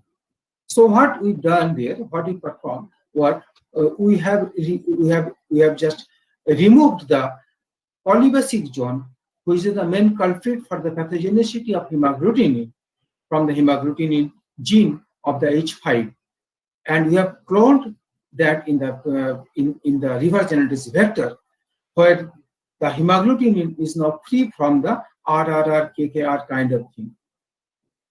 So if we want to make a vaccine against H5N1 or highly pathogenic influenza viruses, this is a select agent. Highly pathogenic influenza viruses can be handled in a selective or special laboratory or biosafety level 3 laboratory, and there is no laboratory in the world, so big laboratory, which can process this huge amount of vaccine. So the best way to make it low pathogenic, and the way to make it low pathogenic is like that we can work on the engineering on this hemagglutinin to reduce its pathogenicity, and the engineered or the recombinant hemagglutinin of H5 and Na of the H5, along with the 6 different genes of your APR8, can be transfected in the certified Vero cells. They are in bidirectional plasmid, which can express both mRNA and protein, and transfection is going to give your vaccine. And using this vaccine, using this system, we have generated the vaccine for H5N1, which was under preparation with the Serum Institute. So we have done some work on this vaccine strain and compared its pathogenicity with the influenza highly pathogenic H5N1 viruses. And we have seen that H5N1 influenza viruses can induce the host genes in a positive way, whether modified, reverse generation modified H5N1, which is a vaccine strain, has an entirely different kind of gene expression model, which has been proved by real-time PCR also. And in conclusion, this study of highly pathogenic avian influenza viruses and a comparative study with the vaccine strain or low pathogenic H5N1 viruses has shown that host responses are probably driven by the increasing difference of the gene constitution of the H5. Because you know that in H5 influenza viruses, all the internal genes of the has a different kind of pathogenic marker, which makes the viruses more pathogenic. So we have reported that the host gene expression profile of influenza viruses, and this model says that cellular response of HPH5N1 in F5.9 is not activated in responses of reverse generation modified H5N1. So H5N1 highly pathogenic influenza viruses are all the gene segments are important in pathogenicity. So far I was discussing with different kind of influenza viruses, and I have stressed a little bit more in the avian influenza viruses, because just for the understanding that influenza virus is in its path of emergence and is in its path of mutation. It is going on with different rate of mutations over the 100 years, and is still present in different pockets of the world, and it has already documented pandemic of so many pandemics over the last 1 century. So pandemic threat of influenza viruses cannot be ignored. Although in terms of the even influenza viruses, there is no human-to-human transmission so far, and it is not yet in the, as per the WHO, but still we should not ignore. We should be very much careful about influenza viruses, because it may come and hit us once again anytime, and history is showing like that. History repeats itself in the pandemic. See, this figure I've taken from different sources. So this is the boat in 1918, although it is not, we don't know exactly, but there was a story that in 1918, troops from the Europe, they are traveling by a ship towards America, and in the boat, lot of soldiers got infected, and that was the initiation of 1918 pandemic. Many people claim like that. Many people claim in different way. So boats were there, ships were there in 1918, but the shape was like this. And you see, this is the Diamond Princess, the one of the cruise ship which was infected by the recent SARS coronavirus. So the difference here in your lot of differences in 1918 transportation and today's transportation. Lot of difference in hospital management, hospital in 1918 and in today's. So pandemic, when, how, and where it will come, we don't know. But we are lucky enough that at this time we are well equipped with lot of antibiotics, lot of medication, speed of vaccine research. Many things is much more faster, much more better. We have good knowledge on genetics, which was lacking there in 1918. So we hope we can manage this pandemic with time. Lot of vaccines in the pipeline. It is just about the time to come. We can manage, but it was not there in 1918, and that was a nightmare at the time, and it was the most devastating pandemic in the history of infectious diseases. So I will acknowledge my director, Dr. Santaratto at NICET, former director of National Institute of Virology, Dr. Mishra, Professor Donis, who I worked at CDC, Professor Webster, Professor Oebi, and Dr. Berman of St. Jude, Memphis, who have helped me with the reverse genetics and many other things.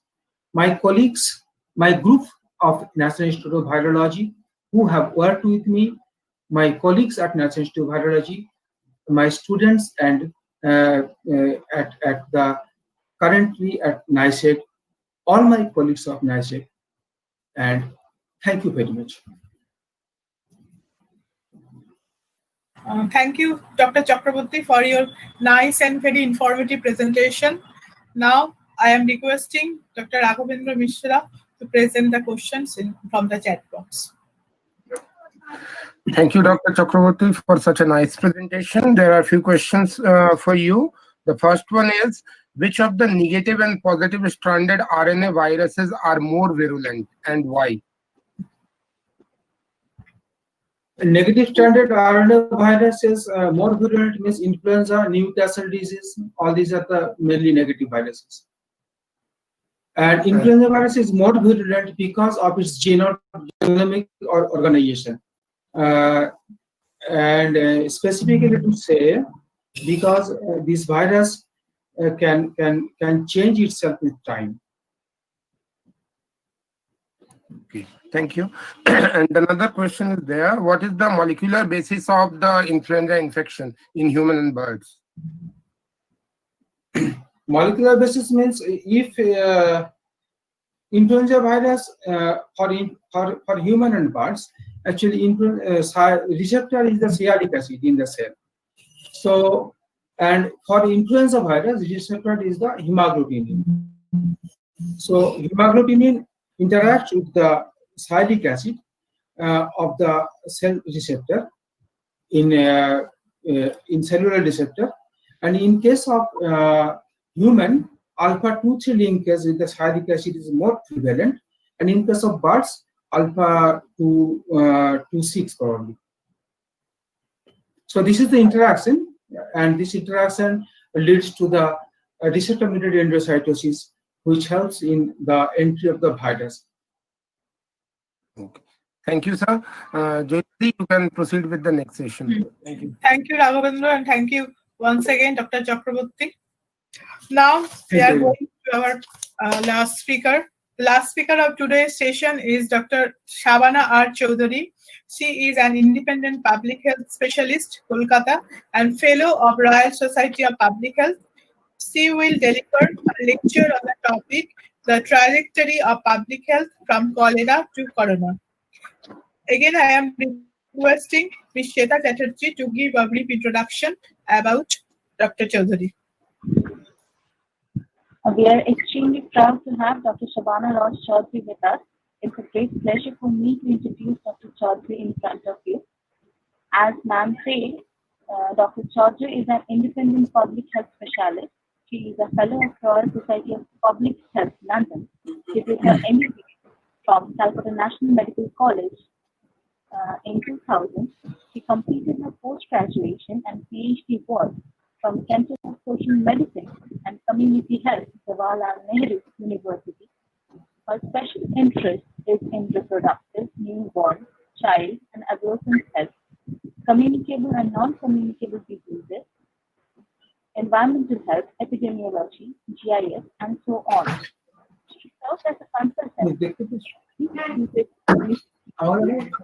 and as an assistant teacher in maternal and international health faculty of health sciences, Bielefeld University in Germany. She was the visiting faculty of international health, Boston University, Alanya Hospital, Turkey. She has responsibility of several respectable positions. She is the executive member of West Bengal branch in the public of Calcutta Medical Club since 2019, and also the executive member of West Bengal chapter, Indian Society for Perinatology and Reproductive Biology. I thank Dr. Chaudhary on behalf of my institution. We all are very eager to listen to you. Over to you, ma'am. Thank you, ma'am, for your kind introduction. Let me just present my screen first.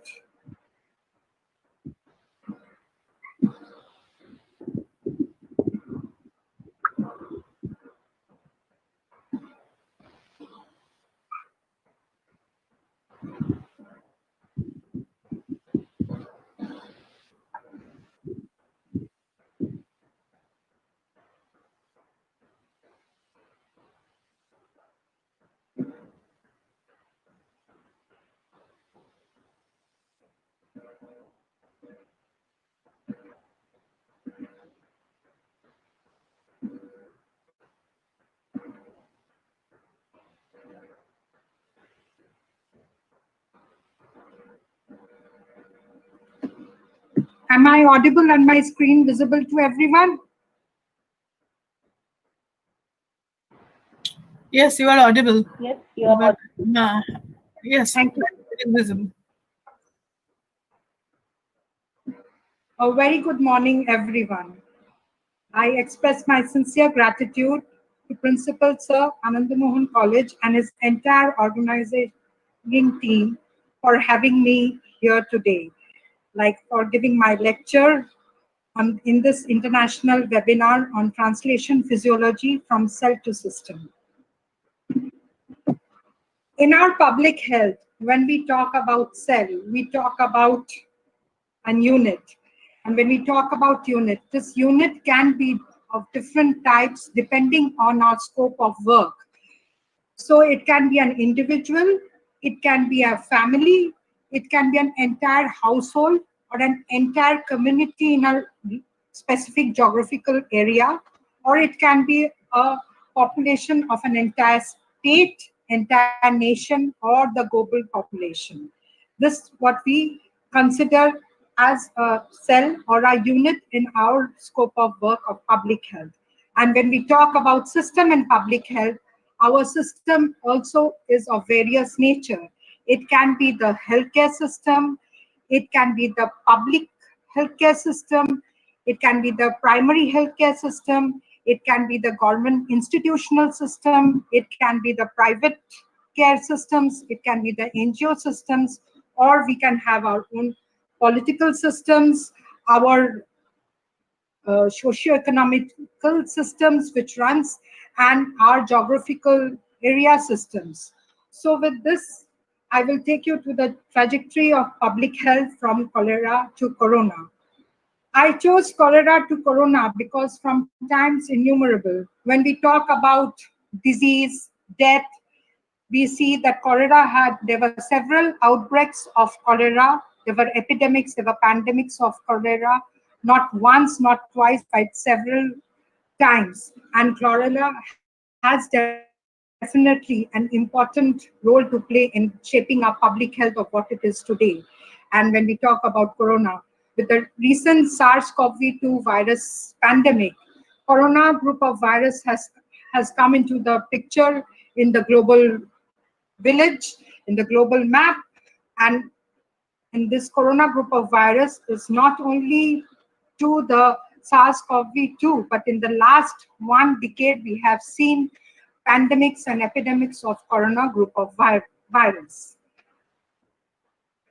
And when I will be talking, you will see the journey of public health, which started in the ancient time, is nothing very different from what it is today.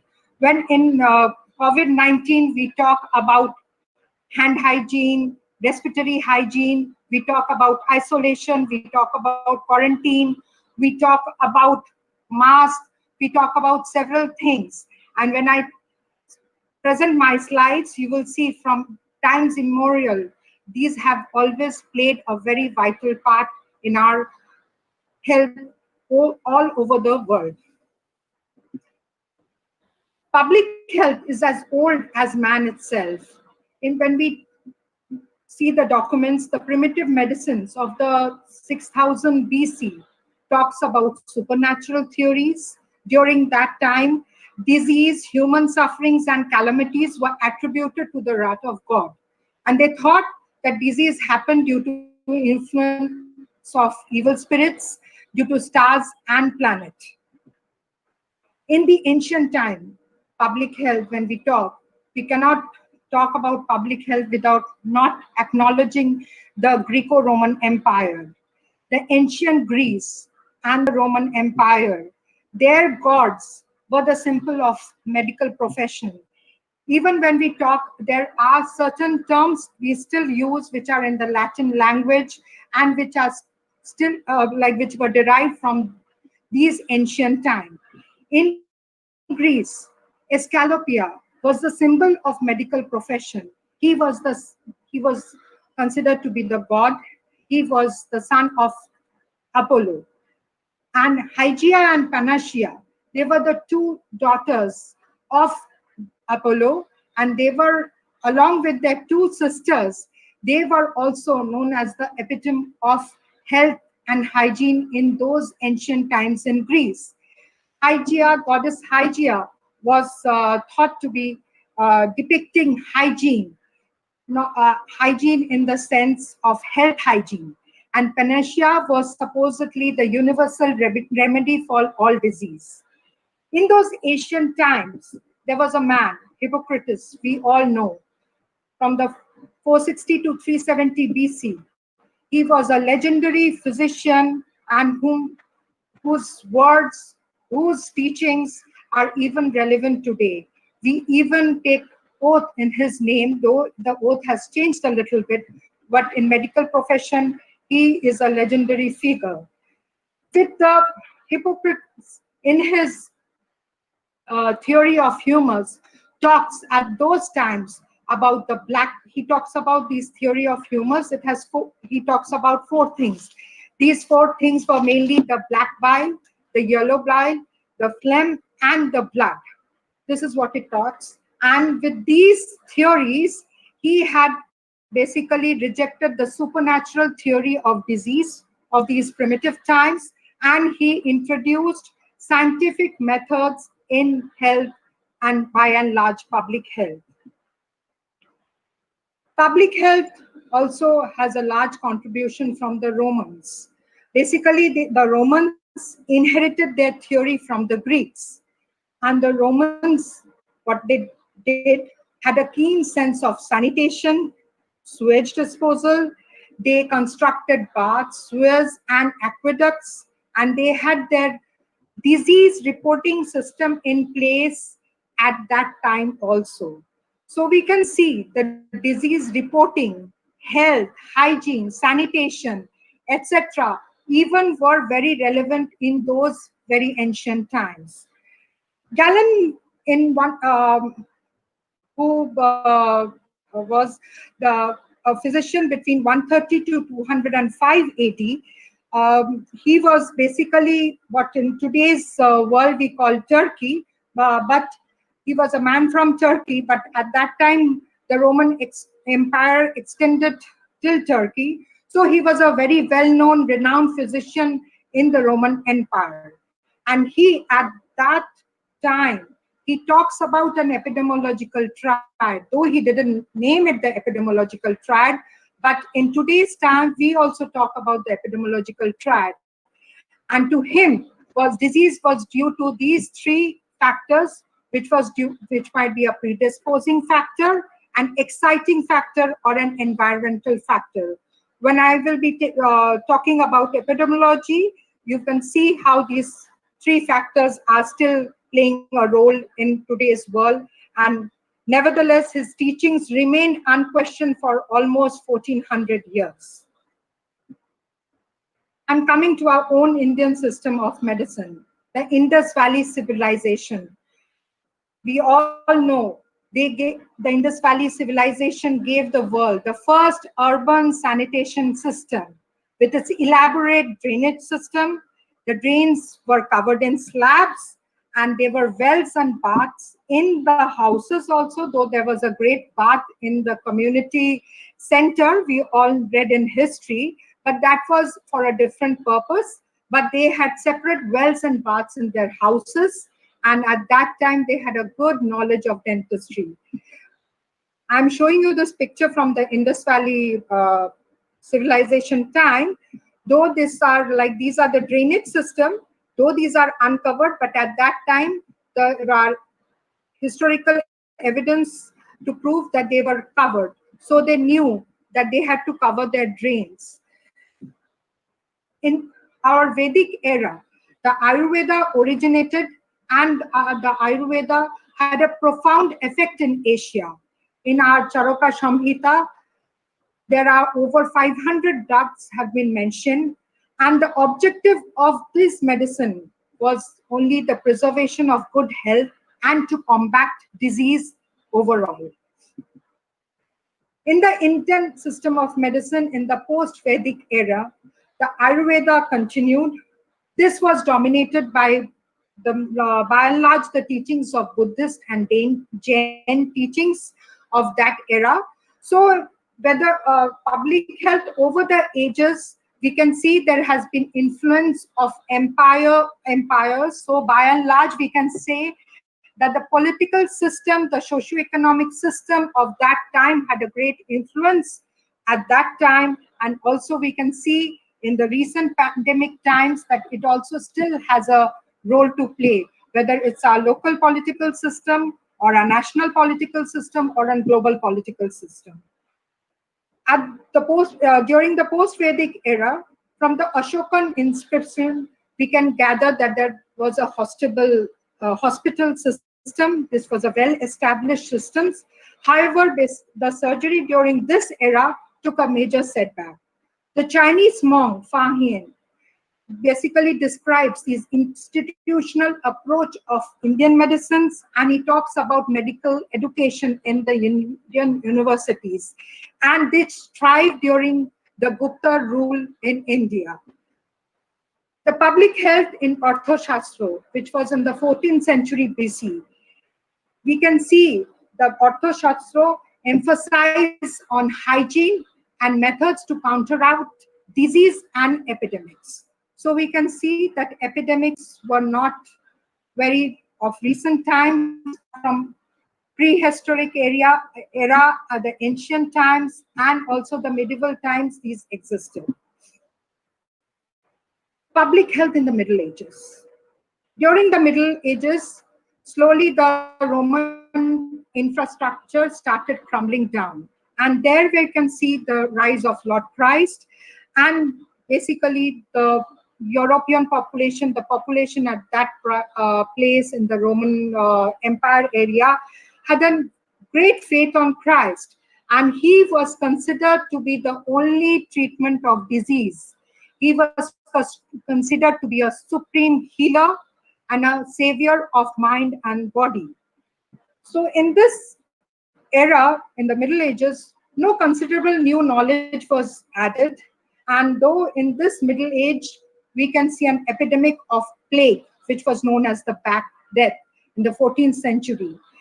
In the history, we can see that cholera and plague had several incidents and prevalence in different population over different geographical area.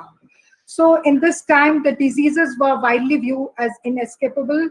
And here we can see Italy was an example of successful measures for epidemic control, where this epidemic of plague broke. This epidemic control came into place, and during those times, Italy had isolated its patients. They used to clean the areas with lime. They used to burn the rat of the infested areas. From those times, when we are talking, we are daily hearing about quarantine and isolation in today's time.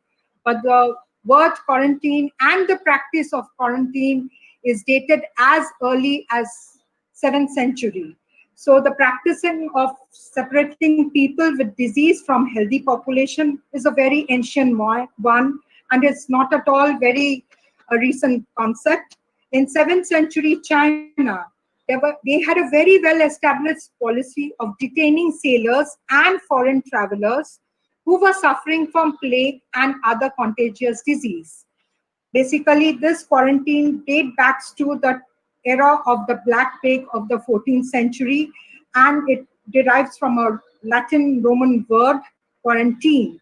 And here you can see, at those times, the European doctors who was visiting the plague victims wore protective clothing, the mask, and they had a very big beak which contains strong smelling herbs. So this was for dual purpose. One was that they don't themselves faint due to the strength, and also they don't, basically it was like considered to be an antiseptic of some sort.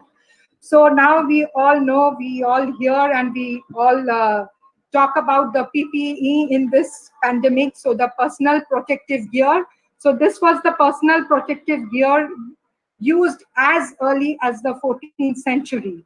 So we can see that they had their own mask and devices, and this is how the doctor used to visit the plague victims. The Chinese public health system from times immemorial was also very much in place. During the smallpox outbreaks, they had developed a system of variolation or inoculation by putting those smallpox germs into the patient, and there from down the ages, hygiene was a key determinant of health in the Chinese public health system. Along with, they had over the ages development of hydrotherapy, massage, and acupuncture. We can see a rise of public health in the 19th century. This is in the history of public health is considered to be the golden era of public health. A milestone in the history of public health is the Great Sanitary Awakening, which happened in England in the mid-19th century. Before this sanitary awakening, basically the Industrial Revolution of the 18th century sparked innumerable problems in England and the surrounding areas. There was development, there was basically urbanization. Urbanization led to flocking of people from all over the place. There was development of slums, there was overcrowding, and overcrowding with all its ill effects was very much in there.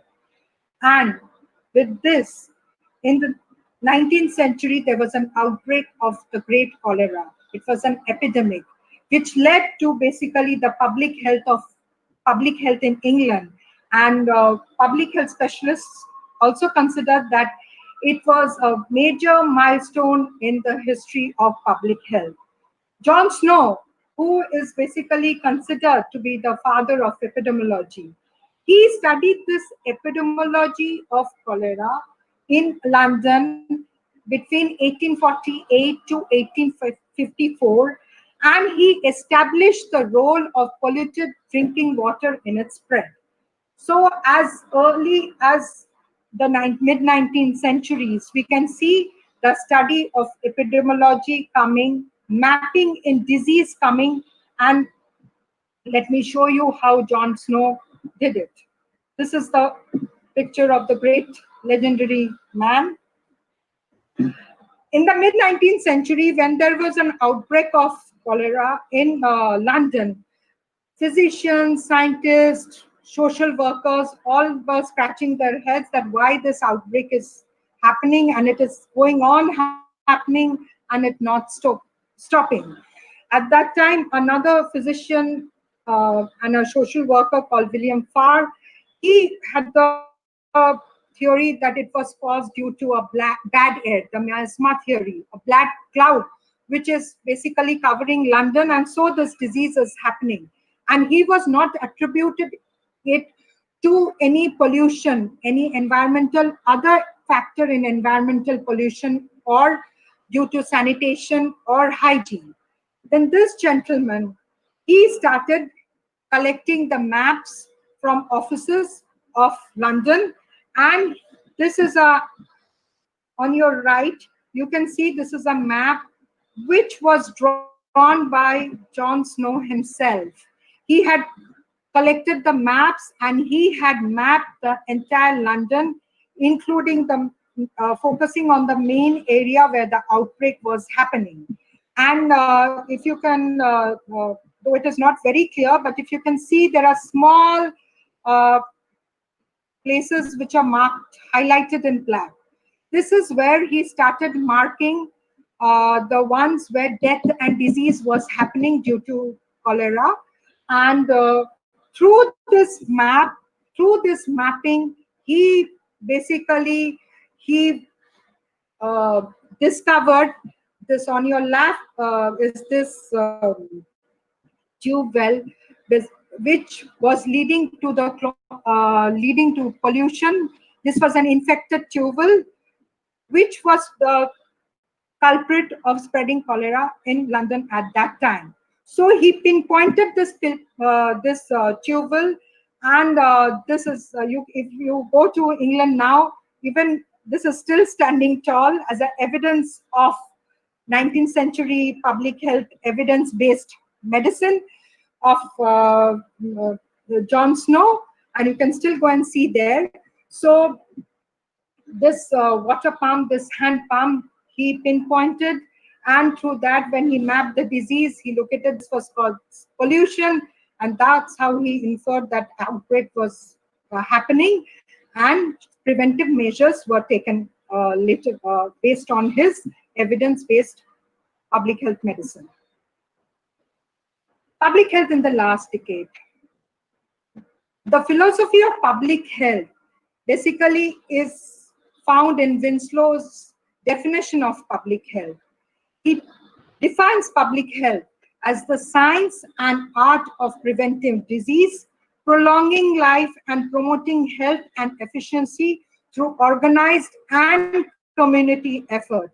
So when we talk about public health, it is not only the doctors, the healthcare workers, the allied workers, the scientists, or the government, or the politician, but if we talk about community, community has a very big role to play in public health. And in the last decade, smallpox, which is one of the oldest known human disease, had a very big picture to play. In the 1958, WHO, the World Health Organization, advocated worldwide control for smallpox. And as a result of this widespread international cooperation and multi-sectoral approach, which was brought in by the World Health Organization through the different countries, the world was declared free of smallpox in 1980s. And in the last decades,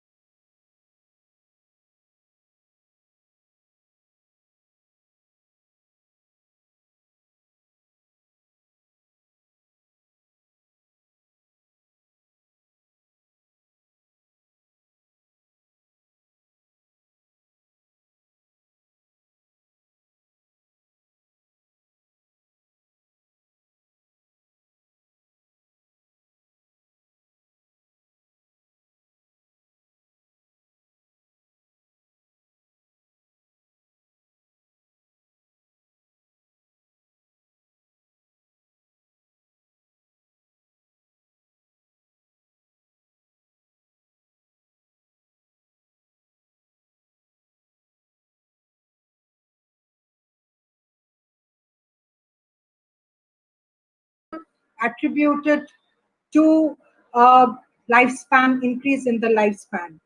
And now from the last century to this one, we see a focus has been shifted towards chronic disease. Before, it was mainly public health talks about communicable diseases, the infectious diseases. But since the end of the last century till now, we see the focus is shifting towards the non-communicable diseases, or what we call as the chronic diseases, like hypertension, diabetes, cancer, blindness, and lot many more. Now, looking at the conceptual evolution of public health, from the 1800s to the 1920s, we see a first phase, that is the disease control phase. And in the next phase, that is the 1920s to the 1960s, we can see a health promotion phase, where physicians and the community are promoting their own health. In the 1960s to the 1980s, we see a phase of social engineering, and 1980 onwards, we see it's health for all. So health for all was basically conceptualized during the Alma Ata Declaration of 1978.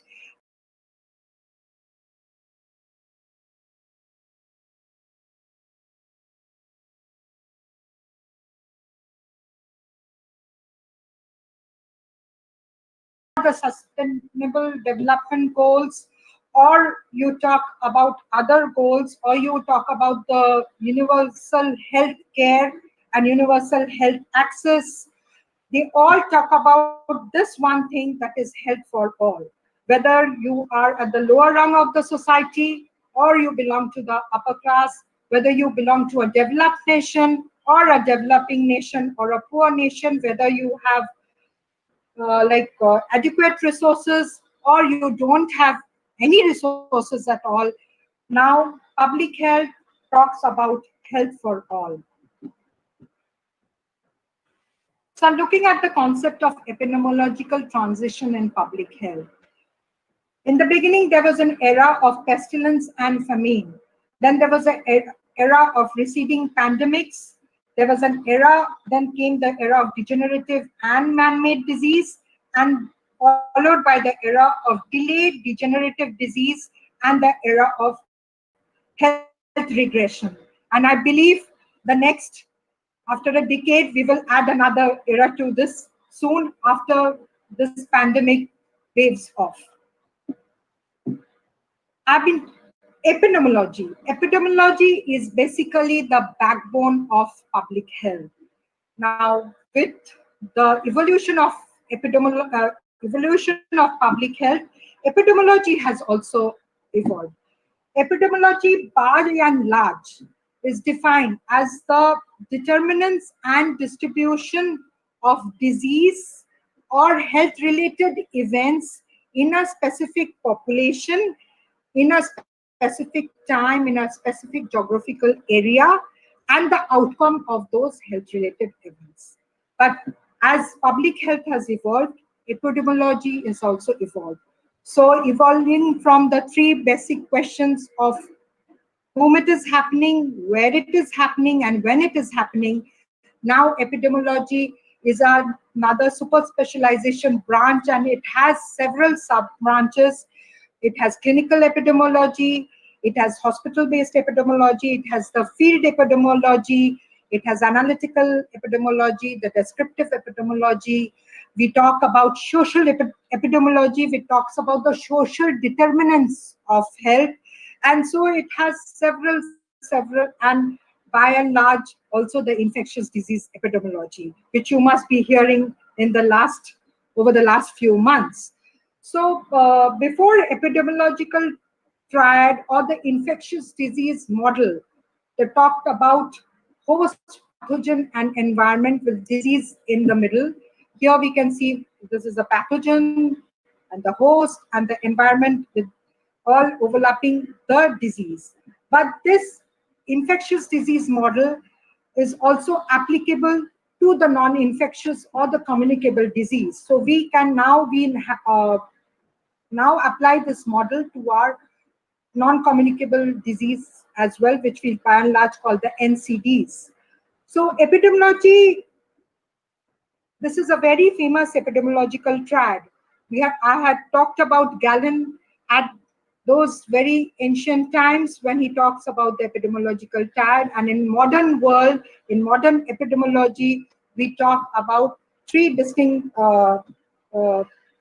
factors which governs a disease or a health-related event. Basically, we have this host. The host can be have several characteristics, the demographic characteristic, namely the age, the gender, the area of residence, the caste, the ethnicity, the community or the religious background, along with its biological characteristic, that is basically its genetic predispositions, its hereditary factors, which can be linked to the ethnicities and other things, and last but not the least, the socio-economic characteristics, which has a very big role to play in disease, health, and death. This was host. Now coming to the agents. So coming to the agents, the agents can be of several kinds. They can be the biological agents. The biological agents we all know can be the bacteria, the virus, the protozoas, the fungus, the chemicals, and other agents as well.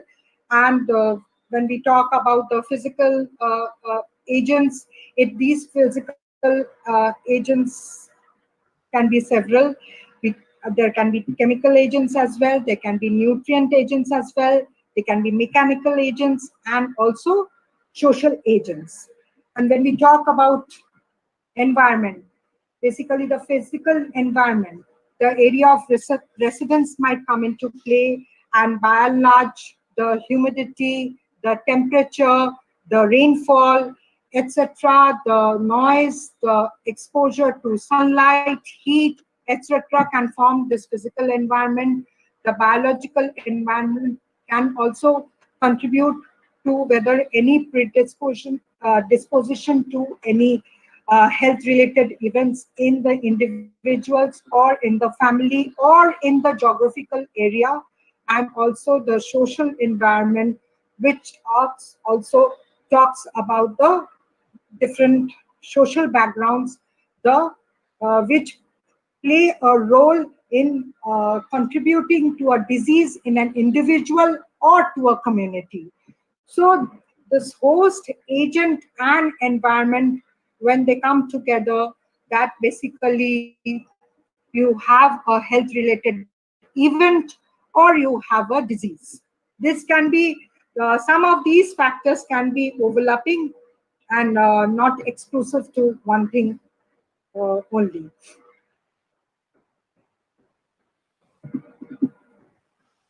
Now, what is the public health approach? The public health approach involves defining and measuring the problem, determining the cause or risk factors for the problem, determining how to prevent or ameliorate the problem, and implementing effective strategies on a large scale and evaluating the impact. So with Corona, the SARS-CoV-2, in recent time, the biggest health challenge of this decade is the pandemic.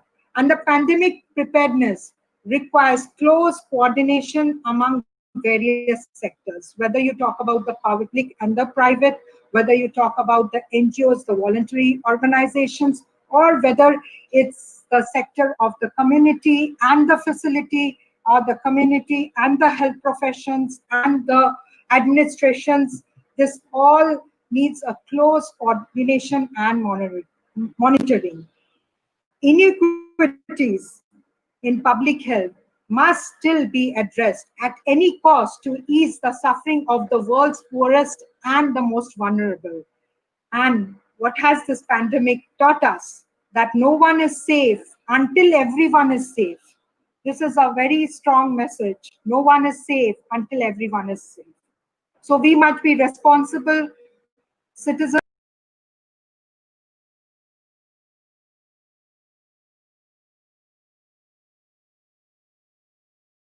A public health approach, we have a problem in one hand and we have the response in one hand. So when we talk about problems, so it is like, what is the problem? When to find out what is the problem, we must put the surveillance in place. What is the cause? Basically the cause, to find out the cause, we must identify the risk factors involving this cause and what works, how it works, so where the interventions and the evaluation comes into place, and how do you do, means how do you respond to this public health problem. There, through all the surveillance, risk factor identification, intervention, evaluation, through the knowledge generated and the data which we get, we have to chalk out a plan and we have to implement it. And when we talk about implementation, we cannot have that one size which fits all. It's not one number of shoe which will basically fit the entire population. So one size cannot fit all. So when we are implementing our policy, our programs, we have to see the local need. We have to custom. We might have a larger protocol. We can have a larger policy design, whether it's a state level or a block level or a nation level or at the global level. But when we do the implementation, we have to remember to customize. Otherwise, we will not be able to implement, and we will not be able to even reach our desirable goals and objectives. This has to be kept in mind. So what are the essential public health functions? Basically, it's to diagnose and investigate. This is where we assess. The assessment has two wings, the diagnosis and the investigation, and the information, education, and empowerment.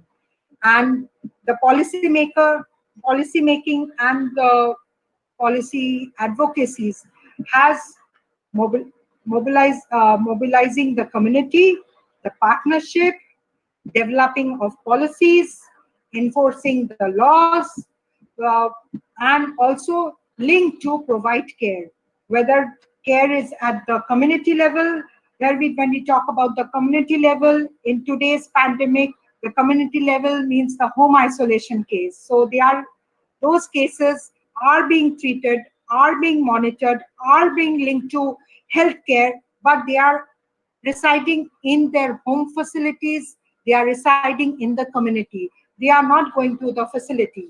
So whether it's a facility level care or the community level care or the home level care, this has to be linked. And last but not the least, we have to assure that adequate and competent workforce is there, and from time to time we have to evaluate our policies, our data, and also change according to the need and scope of work in that area, and bring in an effective monitoring and surveillance of health. In these essential public health function, this is what you call the system management. And the crux of this system management is research. It is not only research related to data collection, it's not research related to how adequate our infrastructure or the logistics or the human. This research can be from the scientific community, it can be from any other community, it can be from any other sector, and each has to pull in this system management, and only then these public health functions can be working efficiently. Pandemics and public health. I will not go into much details because my previous speaker has talked about it. And he's talked in details about the Spanish flu. So pandemics are by and large scale outbreaks of infectious disease, and it can cause a sudden widespread morbidity and mortality, as well as a social, political, and economic disruption. So in the current pandemic situation, we can see all of this happening along with disease, and disease is not only of the physical disease, but of the mental health as well, we can see. And basically it's an epidemic which is occurring wide over a very wide region, crossing several international boundaries and usually affecting a large number of people. And there has been ample evidence that the likelihood of pandemics has increased over the past century. And this has been contributed to increased global travel, integration, urbanization, changes in land use, greater exploitation of natural environment. And Spanish flu, like we all know, it was the greatest pandemic, and it killed more than the First World War. And the SARS-CoV-2, till date, there are 28 million infections and more than 0.9 million deaths, and we still don't know when it will stop and how much it will cause morbidity and mortality. This table basically shows notable epidemics and pandemics since the Middle Ages, and there have been several episodes of plague, cholera, and influenza, which again and also in the last this decade we can see the advent of emergence of Ebola virus and the Zika virus. I will not talk about the influenza virus because my previous speaker has already done justice to it.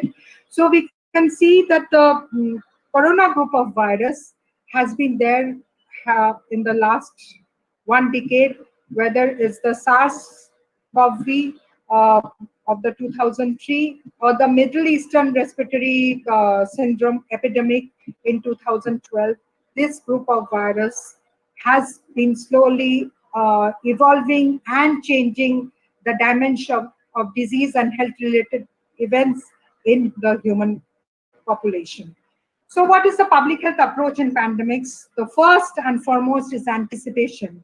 In this first stage of response, emergence cannot be predicted, but it can certainly be anticipated, and the anticipation of risk enables a focus on the most likely threats.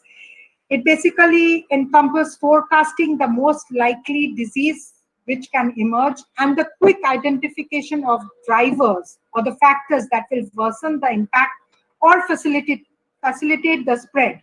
So preparedness plans based on lessons learned from other health interventions has to be brought into place, and we must definitely involve public health specialists and the allied associations to anticipate this problem. And next is the early detection. Emerging and re-emerging disease includes new ones about which there is little scientific knowledge. These require investigation into their resources at the same time as the use of coordinated rapid containment measures. Early detection allows the rapid implementation of containment measures. It begins at the healthcare setting, so healthcare workers must be trained to recognize potential epidemic disease. Suppose the healthcare workers, whether they are our Anganwadi workers or the auxiliary nurse midwives or our field health workers or a general physician who is practicing in a community, when they are seeing there are outbreaks of diarrhea or there are outbreaks of fever or influenza-like illness, they should start racking their brains. They should start taking data, and they must alert the higher authorities, the administration, that something unusual is happening. So basically, it is a cluster of cases or death which is happening, and in doing so, the healthcare workers must also know how to protect themselves and employ quick infection control measures and preventive measures, and also prevent the outbreaks in their own small facilities or the facilities they work, or also the community. The elimination or eradication of a public health problem. The control of disease might lead to its elimination, but elimination means that disease is no longer considered as a major public health issue. However, intervention measures of surveillance and control should continue to prevent its re-emergence. In this context, eradication of disease, we have eradicated the smallpox, which was much, we could see from the disease of smallpox that it was much more difficult, and it is usually rarely achieved, but it is not difficult, not impossible. If we can try, we can slowly eradicate diseases. So public health, when we do work in public health, there is a generation of knowledge, and this is translated. So research, evidence, knowledge gives a better understanding of disease dynamics, and also the availability of newer interventions, newer evidence to practice, statistics, and we must know how to collect data, how to interpret our data, and how to present our data. We all sit in a pool of data, but we don't know how to actually present it and use it for the good of the community and the people and health by and large. And we have seen innumerable qualitative research, case studies, quantitative research, which is going on. But now it's the time, like we should mix our methods. We should bring in multi-sectoral approach to this knowledge, to research, and also planning and research should be involved, all the multidisciplinary actors which come into play. Now the big question arises, can we create a pandemic-free world? The 21st century has seen a long series of scourges. So basically there is no such thing as a guarantee, but with meticulous preparation and rapid response, we can prevent most outbreaks from getting out of control and limit the impact of those that spread internationally. So in the public health approach, if in this we succeed, this is the public health approach, what we talk about, if we do this. So what is the cornerstone? The cornerstones are the national public health system, which are essential components of resilient health system and the first line of defense against the threat of pandemic disease. These robust public health capabilities and infrastructures at a national level are the foundation of a global health risk framework, and these objectives can be achieved within a highly functioning and resilient healthcare system with an effective primary healthcare delivery in place. To build the strong public health capacities, that will allow detection, reporting, and response to infectious disease threats, countries should focus on revising public health law frameworks, strengthening public health infrastructure, building partnerships, using research evidence to inform program and policy decisions. So public health basically cannot be considered in isolation. Strengthening of public health infrastructures and capabilities and capacities. We must have adequate number of public health workforce.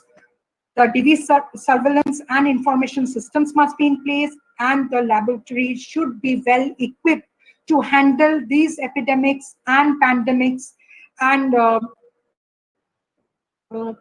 scientists should be given the freedom to work with the virus and the other disease-causing agents. And we can build a partnership within the health sector, across the health sectors. We can work with several development partners at the state level, regional level, national level, and the global level. And we must use this research evidence to inform program and policy decision. And last but not the least, engage and communicate with the community. Without this, everything will fail. You cannot do an intervention, you cannot do a surveillance without participation from the community. So, and last but not the least, establish a public health emergency operations center. So by and large, we can see not a single prescription which will fit all. So there can be several prescriptions according to the need of the population, the need of the disease in a defined geographical area, depending on the resources available. And I will leave by quoting from Hippocrates in one of his books, had quoted, this is basically an aphorism. He talks in this book, he writes this line in his book of medicine, that life is short, the art is long, opportunity fleeting, experience treacherous, and the judgment difficult. If we go through each word and line, I think it is still applicable today. And basically, public health or any health-related event or disease needs a strong hand-holding from the community, from the administration, from the global public health players, from the science, from the arts, and all other sectors. So it's a multidisciplinary approach and only keep the disease at bay, involving the community. Thank you.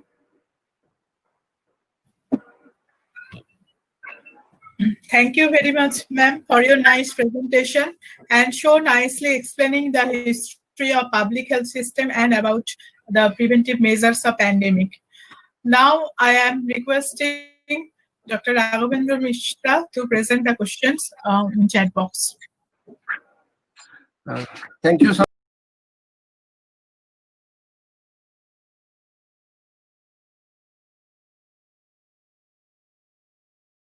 In the global perspective, when we consider the public health in policy level, especially during and after this pandemic era. The public policy, health in the policy level in India. In view in the today's pandemic context, right? Yeah, today and the future after pandemic. What is the status of public health in India at the policy making level and other things? Unfortunately, I will not mince my words, and I will not sit on the fence and answer this question.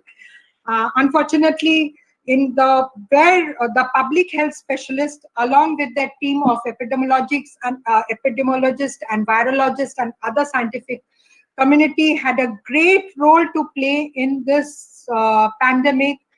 Unfortunately, our government hasn't roped in the opinion of the public health specialist in whether they are doing the protocol development or they are doing their lockdown strategy. Unfortunately, it is only the administration which is taking the decision. And when you talk, and for namesake, there are few big names, medical professionals who are there in the committee, but they are by and large, they are not epidemiologists. With due respect to them, they are neither epidemiologists nor public health specialists. And if you don't give us, though our association and the public health experts from all over India are doing their work at the ground level and with limited resources, and there are a lot of red tapeism because of lockdown, because of disease, because of isolation, because of quarantine, because of other things. You cannot go in freely to the community like we used to go before. But we are trying our best. But I wish the government would have taken the expertise of public health professionals, infectious disease specialists, and the virologists, who also have a very profound knowledge of public health to combat this pandemic. Thank you for putting this answer. And I have another question. Do you consider per capita expenditure as a marker for public health condition of a country, or there are other factors that need to be considered?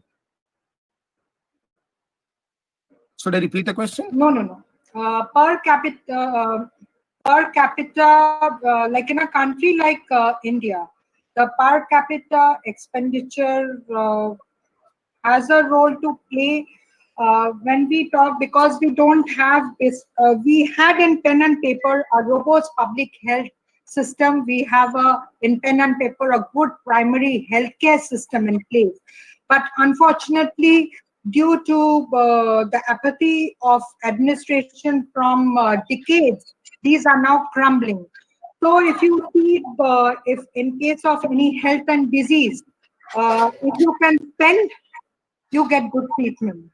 And even in this pandemic, in a home isolation case, the government is telling us to do this home isolation, monitor these home isolation cases. And when we were doing a monitoring, there are set of tests and investigations which needs to be done for certain patients. But you cannot do it because they are home isolation cases, and you cannot to go to the government setup and do those tests and those investigation is a very tedious thing. And people who can spend can do these tests, and people who cannot spend cannot do these tests. So when we this pandemic, we can all see that health for all, this is the cornerstone. Like if you leave behind, you can think that I am healthy, I will do the test, I will maintain the physical distancing, I will wear a mask properly, I will sanitize my hand, wash my hands. But what about the people? We forget, what about the people who are surrounding us? So if they are not safe, we are not safe. So if not today, after 3 months, after 6 months, this disease might be coming back and entering our house, our household, and might be infecting us. So if we see the European nations who had largely brought down their mortality and morbidity in the 18th century and the 19th century, it was due to the government spending on their people and being accountable for the people. I hope this answers your question. Yeah, thank you. Thank you. Thank you, Raghavendra, and thank you, Dr. Choudhury, for so nicely explaining the questions. Now we are at the end of our session. May I request Dr. Rupali Sarkar, Associate Professor, Department of Physiology, to conclude today's session. Good afternoon, everybody. Here we come to the end of our today's technical sessions. Well, at the end of the session, on behalf of the webinar committee, I would like to express my sincere thanks to all our eminent speakers of the day, Dr. Saurabh Banerjee, Dr. A.K. Chakraborty, and also Dr. Shavana Roj Chaudhary.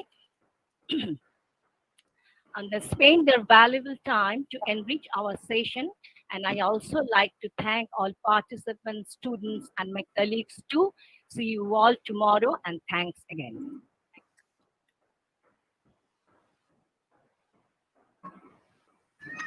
Thank you.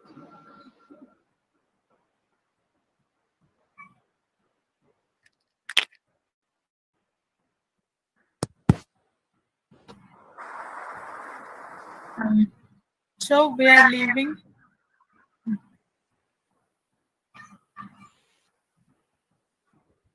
Hello hmm. আজকের মতো Hello. হ্যাঁ। Lunch break hmm. লাঞ্চটা আবার কার বাড়িতে হবে? কার বাড়িতে lunch হবে? দিদির বাড়িতে?